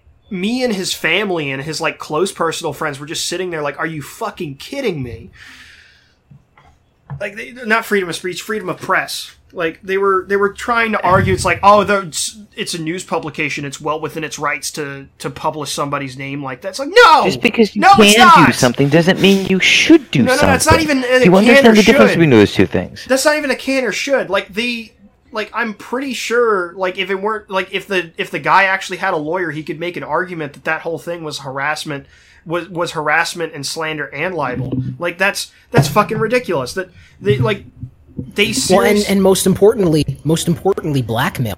Yeah, that's, you know, CNN potentially they potentially committed a federal felony by doing that publicly, and didn't get punished for it. Didn't really get punished for it. This isn't, you know, we can use this to shit on Sargon as well. But this was something that really chapped my ass. This was one of the videos I made. You know, it was my second video on this new channel.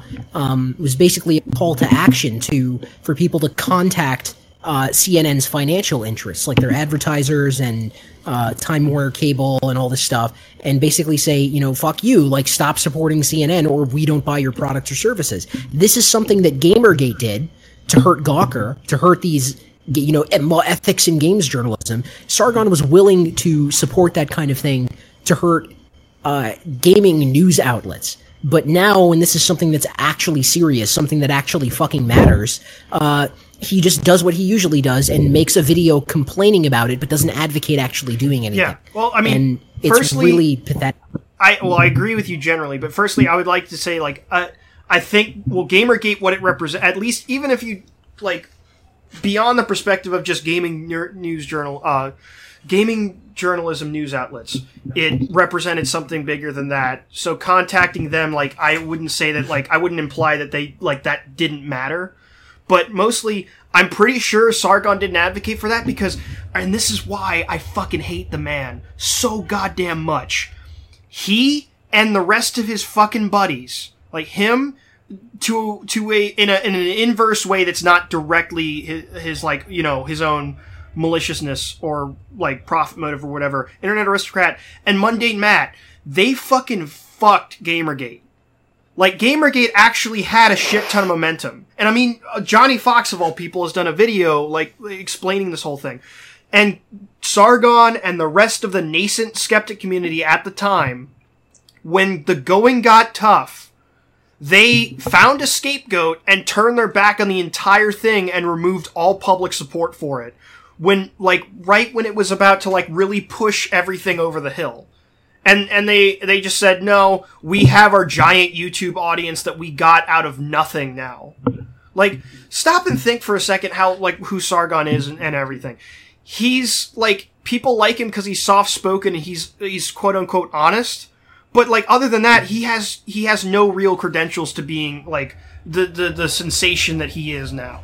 He became top dog because Internet Aristocrat fucked up and left out of his own selfishness.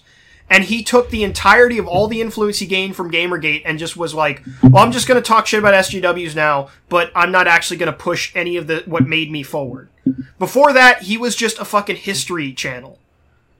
And, like, same with Mundane Matt in a different regard. Same with, like, Shoe on Head, not so much, but, like, just all of them.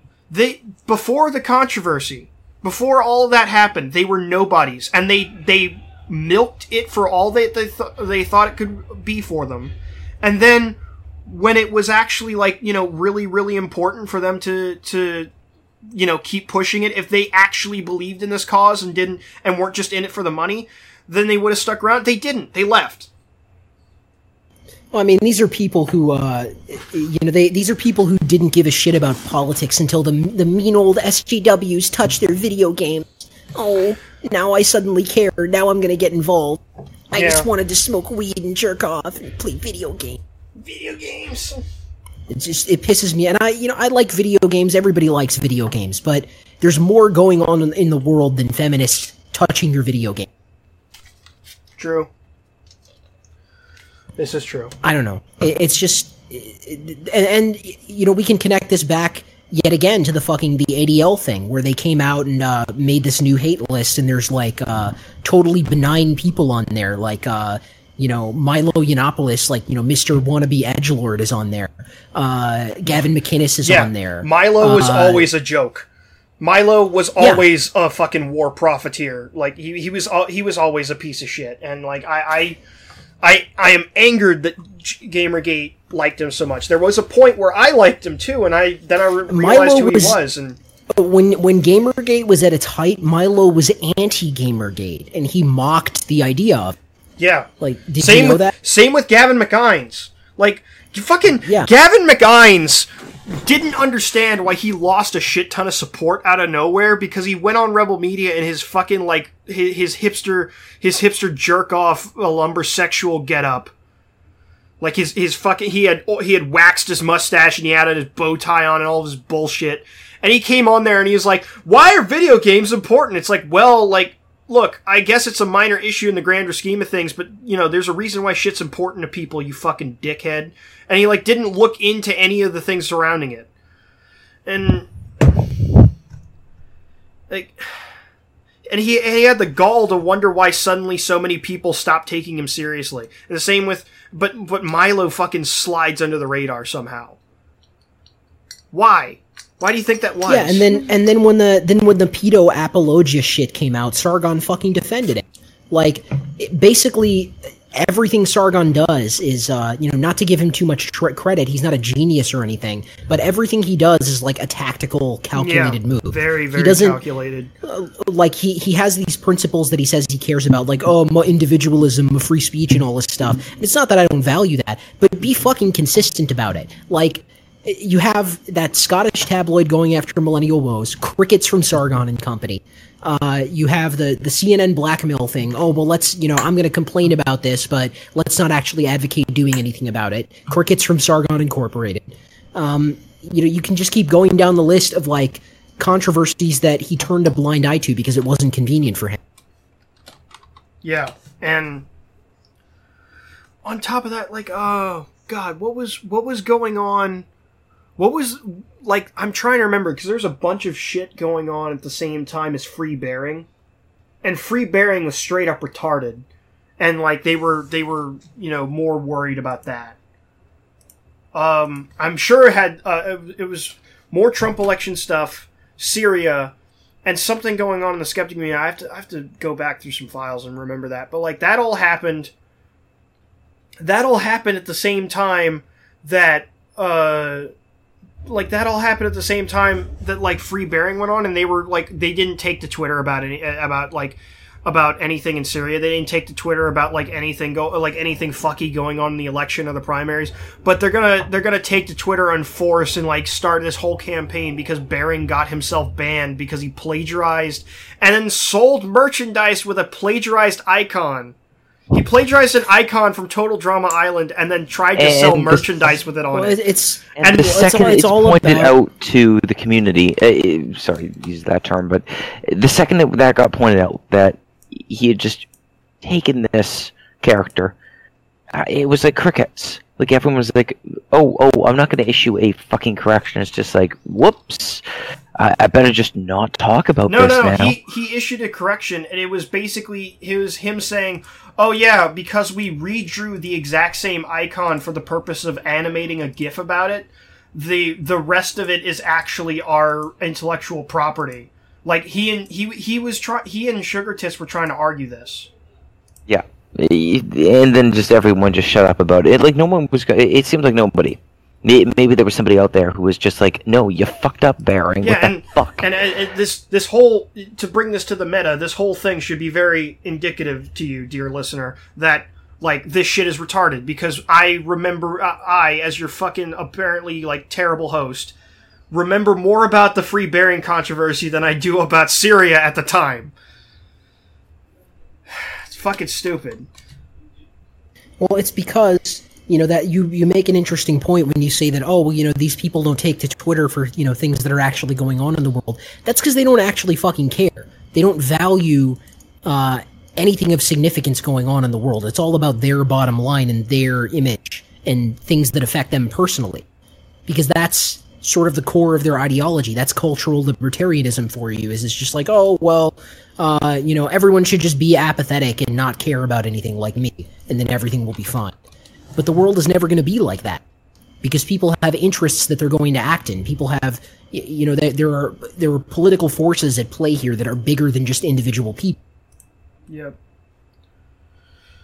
But maybe they're small-minded and can't see that. Maybe they don't want to. Or maybe, in the case of people like Sargon, they have a profit motive to just pretend it's not that important. Basically. Like, that's what angers me the most about him, other than, the whole turning his back on what I believe was kind of an important movement.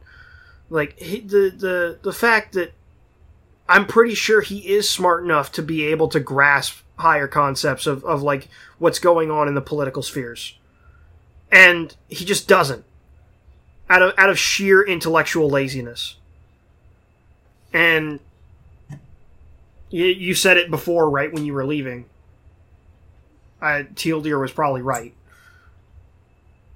Oh, I definitely think Teal Deer was right, because he predicted that this group of people was just going to collapse into drama and infighting and petty shit that no one should care about. And gaslighting their own followers because they don't want people to find out about their cocaine habit. Right. Teal Deer accurately predicted all of this, and that's why they fucking hate him. Well, I thought they didn't like him because he was kind of a douche, but... See... I don't think that's a reason to discount somebody's assessment of something or somebody's take on something. I was just thought that like people didn't like him before he said stuff like that. Was all I really meant there. But I guess I didn't really pay attention to the social media aspect of all this. Like I wasn't, when I first discovered all these channels a few years back, I wasn't really looking at Twitter because I didn't use Twitter. So maybe I was.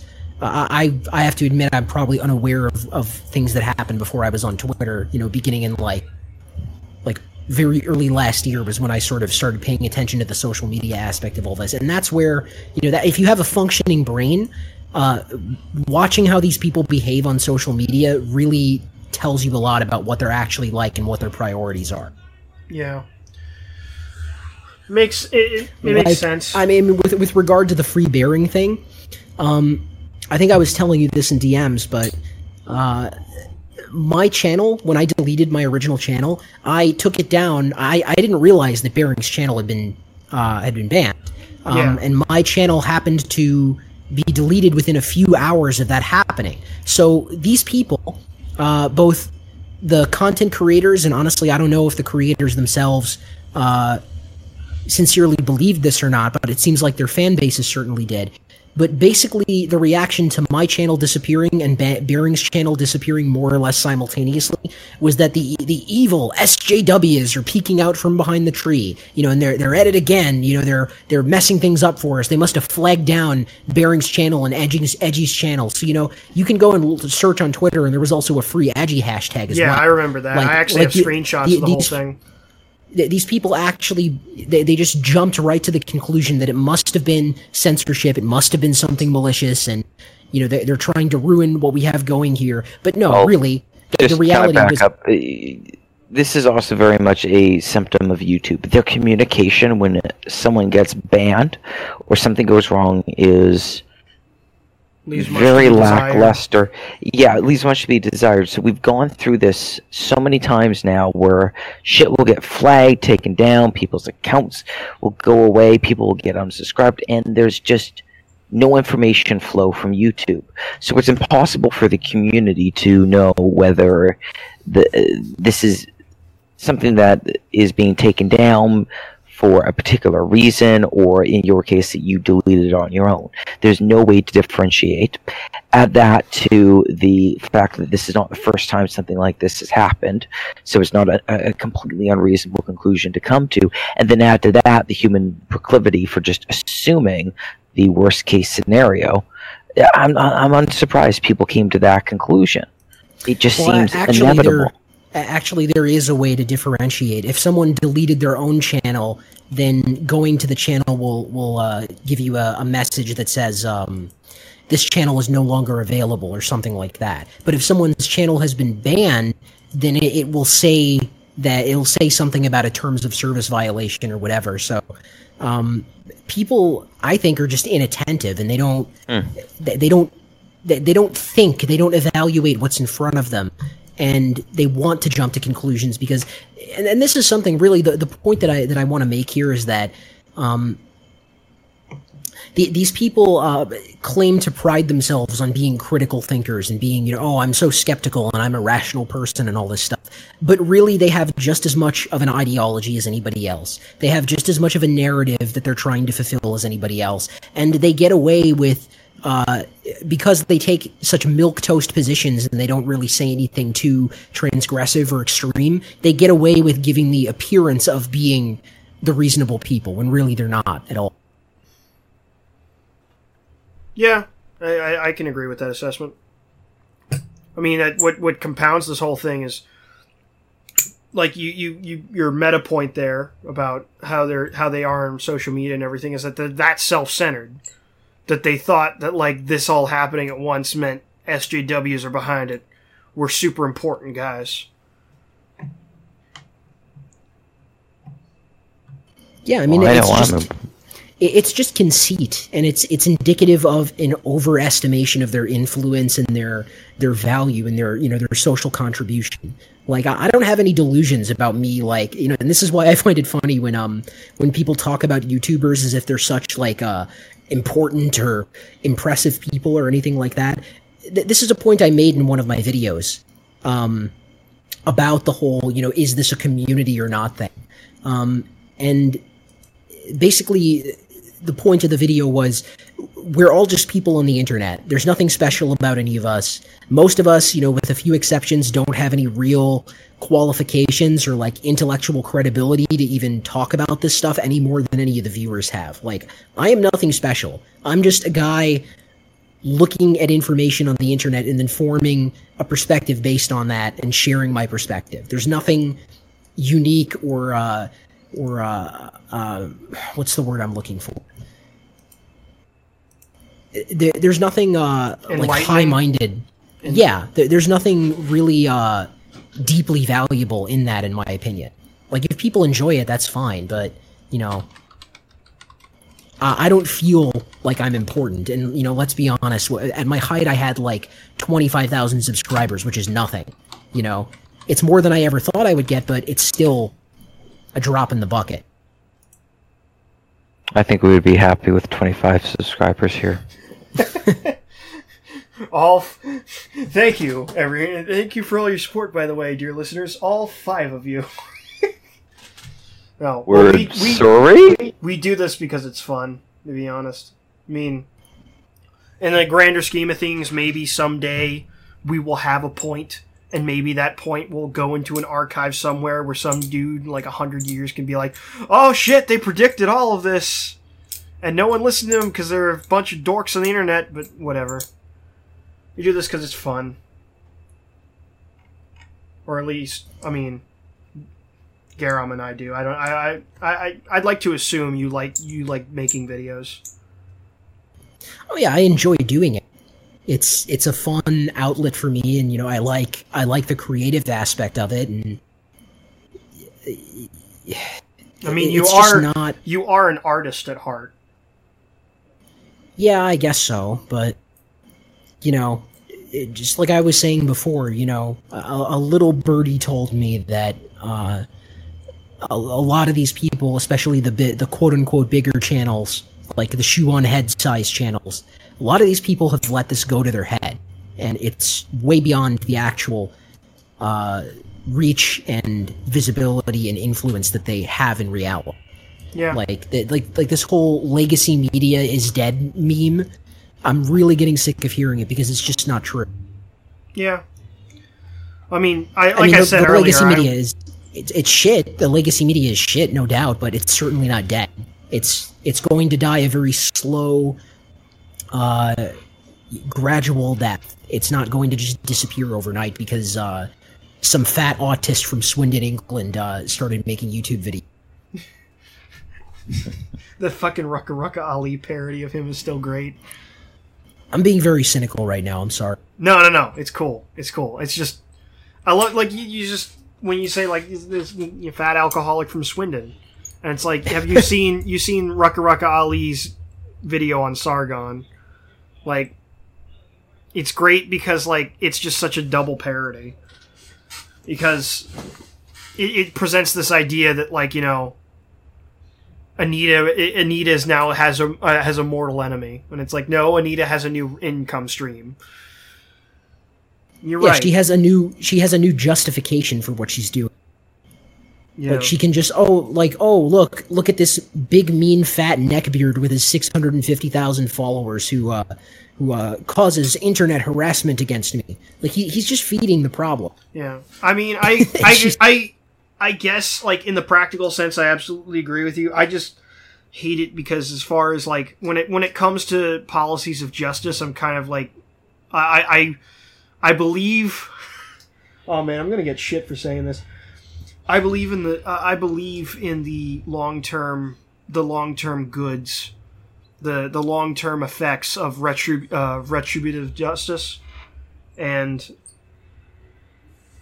I'm the kind of person that thinks that, like, you know, people like Anita shouldn't be allowed to get away with what they're doing, because it in the long term it sends the message to people, in the sense of history books, in the sense of living memory, it sends the message to people that you can make a living cheating an entire demographic out of like hard-earned money and defrauding academia and pseudo-academia or whatever through just bullshit. Oh yeah, she's a charlatan, no doubt. She's a total fucking fraud, but at the end of the day, like I was saying a little while ago, she is a symptom of the disease, and if you want to stop people like her, if you don't want to deal with more people like her in the future, you have to attack the institutions that create people like her. Yeah. Like, here's another thing, is like, Sargon recently mentioned the whole Mizzou thing again, the Melissa Click thing, yeah, where you had the concerned student 1950 or whatever it was, the stupid, I guess you could say, like a black activist group or whatever, causing that whole debacle, and then it resulted in thousands of lost enrollments for the university, and they wound up losing, like, I think it was like $30 million or something like that, some ridiculous amount of money. Yeah. And Sargon sees something like that and just talks about it and is like smug about it as if he had something to do with it, when the reality is that that is what we should be doing. That is how we can take these institutions down, by financially starving them, by fucking their enrollment numbers and causing them to lose money and sending them a message that way. Attack the advertisers.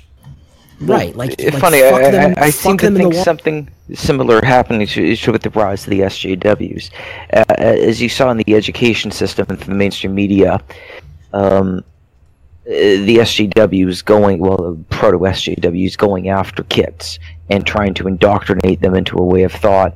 You've also got this so-called Generation Z coming up behind the millennials, who there's a bunch of shitlords. Your Canadianness there, Garam. Yes. It's Generation Z, you fucking leaf. Listen, it's Dragon Ball Z. The alt-right, people in the alt-right like to call them Generation Zyklon. Generation Cyclone Z. They're going to be for the political left what the generation going through, say, Berkeley in the 1950s and 60s was to the political right. That you've got a bunch of kids who their entire life they've been beaten down by the SJWs, and what does every kid want to do? Well, they want to rebel against authority. They want to mess around with all the stuff they're told not to mess around with. They're shitlords. You tell these kids, oh, don't call that somebody, the M-word. And I'm assuming I have to keep this somewhat PC for YouTube. But anyways. Respect my pronouns. You're evil because you're white. All men are rapists and all this stuff. They hear all this and they don't... They're going to get to university and they're going to be shitlords. And that's going to be the opportunity to get into these institutions and just screw with them, because they're going to do the only thing they know how to do, is to go super authoritarian. And we've already seen what happens. So I would say this is actually the case where we need to quickly, thinking strategically here, it will happen that these institutions are going to get their comeuppance. It's coming. But you just have to be patient. Give it a few, 2, 3, 4 years, and they're going to get wiped out. Look what happened to Mizzou. Their enrollment is plummeting. Evergreen College is about to get completely wiped out. They had a 98% acceptance rate last year. 98%. They're basically bringing in the intellectual dregs of the United States of America. It's a huge indicator of how far the standards have fallen. There basically are no standards at this point. No, but it also gives an indication of I think that a lot of people didn't want to go to Evergreen to begin with, and now after the entire Burt Weinstein debacle, that it's going to be 100% acceptance rate, and there's still going to be empty seats. And you're going to have another year of batshit crazy students. I really agree with Eric Weinstein, who was on the Rubin Report recently, and yes, of course, I hope everyone listening to this follows the Rubin Report and supports them on Patreon. But he had Eric Weinstein, who's actually Burt Weinstein's brother of all things, on, and he just was commenting, in the United States, they've never really had a college that has failed completely. They've had colleges that have gone bankrupt. Certainly this is not what he said, but just me pointing out, they've had colleges that have gone bankrupt, but they've never had a college that's completely imploded. And Evergreen might be the first, and that's going to send shockwaves through the entire education system. You're going to have, at the same time, a shitposting generation coming through and pointing out with the ridiculousness and documenting the ridiculousness going on campuses. And you're also going to have a Congress and presidency controlled by the Republicans, who, if they're smart, they'll realize this as the greatest single opportunity they have ever been granted as a party. Or none. Well, they're not smart, so I don't have much faith on that front. They're smart in terms of lining their pockets, but as far as achieving their stated political goals, nah. I don't think so, but what they're being handed, I think, is everything is their wet dream politically, well, assuming that they even gave a shit about their party to begin with. But what they're being handed is just the ultimate party platter. They could destroy the Democrats more or less by going into the universities, reversing a lot of the Obama-era policies about telling the administration that unless they teach boys not to rape, they could be held as accessories to rapes that happen on campus. And campus at the same time is the administrations are realizing that they can't keep this up. No. That people are voting with their wallets. They're voting with their feet. They aren't going to these college campuses. Everyone's complaining about student debt. Do you really think a student wants to take some basket weaving SJW course? No. If they have the option to go to another institution that they don't have to pay that money and they're going to save $10,000 a year, they're going to go to that other institution. The market is going to put a huge pressure on them to abandon a lot of what they've been doing that has been pushing the SJW ideology. And again, the Republicans don't have to get hands-on. They can be hands-off, just reverse all the policies, and let market forces work their magic.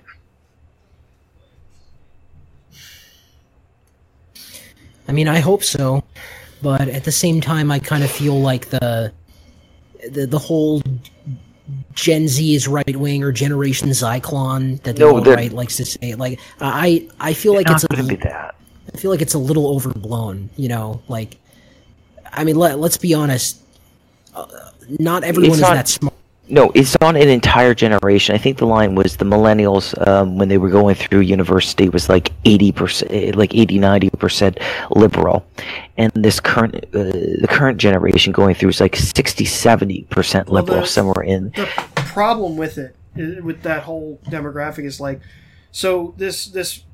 I don't want to say misconception, but it's definitely I know it's not, they don't mean conservative. It's more of a sort of libertarian other vibe. Than that, it's just saying that millennials as a generation is super liberal when it's like, no, the millennials that go to college are super liberal, and millennials that go to college are also the minority because baby boomers fucked us. We're also specifically talking about colleges, so I'm not including the other. What the fuck are you doing? I think my headset just broke. Yeah, my headset just broke. It was too tight on my head. That's very nice, Garam. Well, it could have been worse. It could have been your fucking Mosin again. Well, Mosins break all the time. That's why you just buy another Mosin. Yeah. It's for like $50. Fucking the best one. Like, it's like 6-7 years ago. They were like $125 a pop. Just fucking form a militia for $500. It was some shit. I've got a few stories of going to the range and some of the Mosins. They do not shoot straight. Oh no, it's even better when I have a buddy who has two of them in an SKS now, and he's working to be a gunsmith. Like he's moonlighting as like as a smith now. He wants to be a gunsmith, and he modified his Mosins, like he straightened up all the sights and everything, and he like one of the ones he had, he couldn't fix the rifling on it, so he's just like, I'm gonna turn this into an Obrez. I'm like, what? You're gonna do what now? That's some scary shit. Alright, well, not to hurry this along, but we've gotten to the part that always happens at these, where we've degenerated into talking about World War II war gear. So I guess that's it. That's a wrap, gentlemen. Yeah, we're hitting the 2-hour mark here. All right. You skeptic community fellas and your mocks, you 2-hour mocks. All right. Well, thank you for joining us and helping us out. We were afraid we were going to have to do a love seat episode, and that couch sucks. Well, thank you for having me. We really appreciate it, Braving. Well, is there anyone have any closing statements? We're sorry? Yes, we're very sorry. We had a glorious Skeptic community big time YouTuber join us, and we didn't even roll out the good gin or a decent welcome mat. All I have to say in closing is Stalin did nothing wrong. Oh man, when Pinochet also did nothing. Well, no, Pinochet did a lot of things wrong. Pinochet did everything wrong, as a matter of fact. This is I'm getting kind of sick of the helicopter memes because it's like these, the cringy like fashy goy type of people. Like they love to idolize Pinochet, and the Hoppe and libertarians love to idolize Pinochet. But it's like, you realize he was a central banking cuck, right? Like, if you're worried about the Jews, then Pinochet is not your guy, No. The worst thing about him that just is something that he didn't even do. It just made me sad. The guy who prosecuted him as a dictator back at the height of the war in Iraq, or not right after Obama had gotten into office and everything. The guy who prosecuted him went to the UN and was like, I want to prosecute Donald Rumsfeld and Dick Cheney and George W. Bush for war crimes. Woo. And the entirety of the UN and the world community saw that, was like, oh shit, it's about to go down, and then the UN was like, no, and fired him. And his huge claim to fame was he was the guy who prosecuted Pinochet and quote unquote brought him to justice. Whatever that means, because we all know that dictators only ever get brought to justice when the UN and the banking cartels or whatever get tired of them, not because they anyone with that kind of power actually cares when they do shit wrong. Yeah, it's like, oh well, you were cool for a while, but now you're no longer of any use to us. So now we're going to pretend like you're this evil monster, because it suits our purposes now. Same thing with Saddam. Same thing with fucking Gaddafi. Francisco Franco. Same thing that's happening right now with Assad. Yeah. He just wanted to practice dentistry, guys. No, I mean, honestly, I really am of the opinion that if we're going to do anything in Syria, it should be aiding Assad and helping him stabilize his country. Yeah, and then give him we'll have a wait. Do we have to do anything at this point? If we just put our hands up and we walk away, he wins anyways, and we don't have to spend another penny. Right? Yeah, I mean that would be ideal to just stop intervening. But if we were going to continue intervening, it should be to help us out. I've tried to red pill a few people I know, and basically said things and this has worked very well. Just pointing out things have degraded so badly in Syria. Which do you want to win at this point, ISIS or Assad? And everyone's like, "I'll pick Assad." And I'm like, exactly. Just take all of that CAA back to take all that CAA black money and all the CIA guns out of the country and give them to me. Well, yeah, obviously that, but we'll build a Department of Defense subsidized dentist office, and then we will leave, and everything will be fine. He'll go back to practicing dentistry, and everything will be cool. The man just wanted to be a dentist, seriously. It's so sad, because you can say what you will about what he has done and he hasn't done, but at the end of the day, it's I was the brother of the dictator. I just practiced dentistry. I didn't want this. I listen to Adele and Jay-Z on my iPod. I take my wife to Paris to shop for shoes. Leave me alone. Well, I mean, and the thing that kills me about all of this is that all of this is done, all of this is sold to the average American under the pretense of, the old line of spreading democracy and spreading more freedom to the world. And it's NATO allies and defense pacts and yada yada. It's Ukraine all over again. Does anybody, it's amazing to me that anybody still buys that cover story, because we are talking about a part of the world, especially in the Middle East. We're talking about a part of the world where these people neither want nor can they handle democracy. They shouldn't have democracy in the Middle East. It's just not a good idea, because it's going to... the endless cycle that always happens is You try to have a democratic government. The people vote in a dictator anyway. The situation with the dictator degenerates and he pisses the people off more and more. So then you get these revolutionary groups that overthrow the dictator and you have this massive, like, 10-way civil war. And then whichever group wins out, the leader of that group becomes the new dictator and it starts all over. Yep. So why even fucking bother? Yeah. Well, oil money, obviously. Even though that's not actually the truth, but okay. Right. But we'll talk about that another time, dear listener. Or will we? I don't know. If Braving has any ideas about making videos on oil, then he should do that. Well, actually, one of my... this is a little bit of a divergence from this subject, but one of my videos that I'm planning on doing is thoughts on Trump so far. Basically, like, what I'm happy about and what I'm disappointed on, and, you know, and Syria is definitely going to be a topic in that video. That'll be pretty interesting. But yeah, I think that's pretty much it. All right, cool. I have been Victor Von Zoom of the EdgeCast. With me was Garam and our special I have been Garam. And our special guest, Braving Ruin. Thanks, everybody. And good night. And good night. And good night. And good night. And good night. And good night.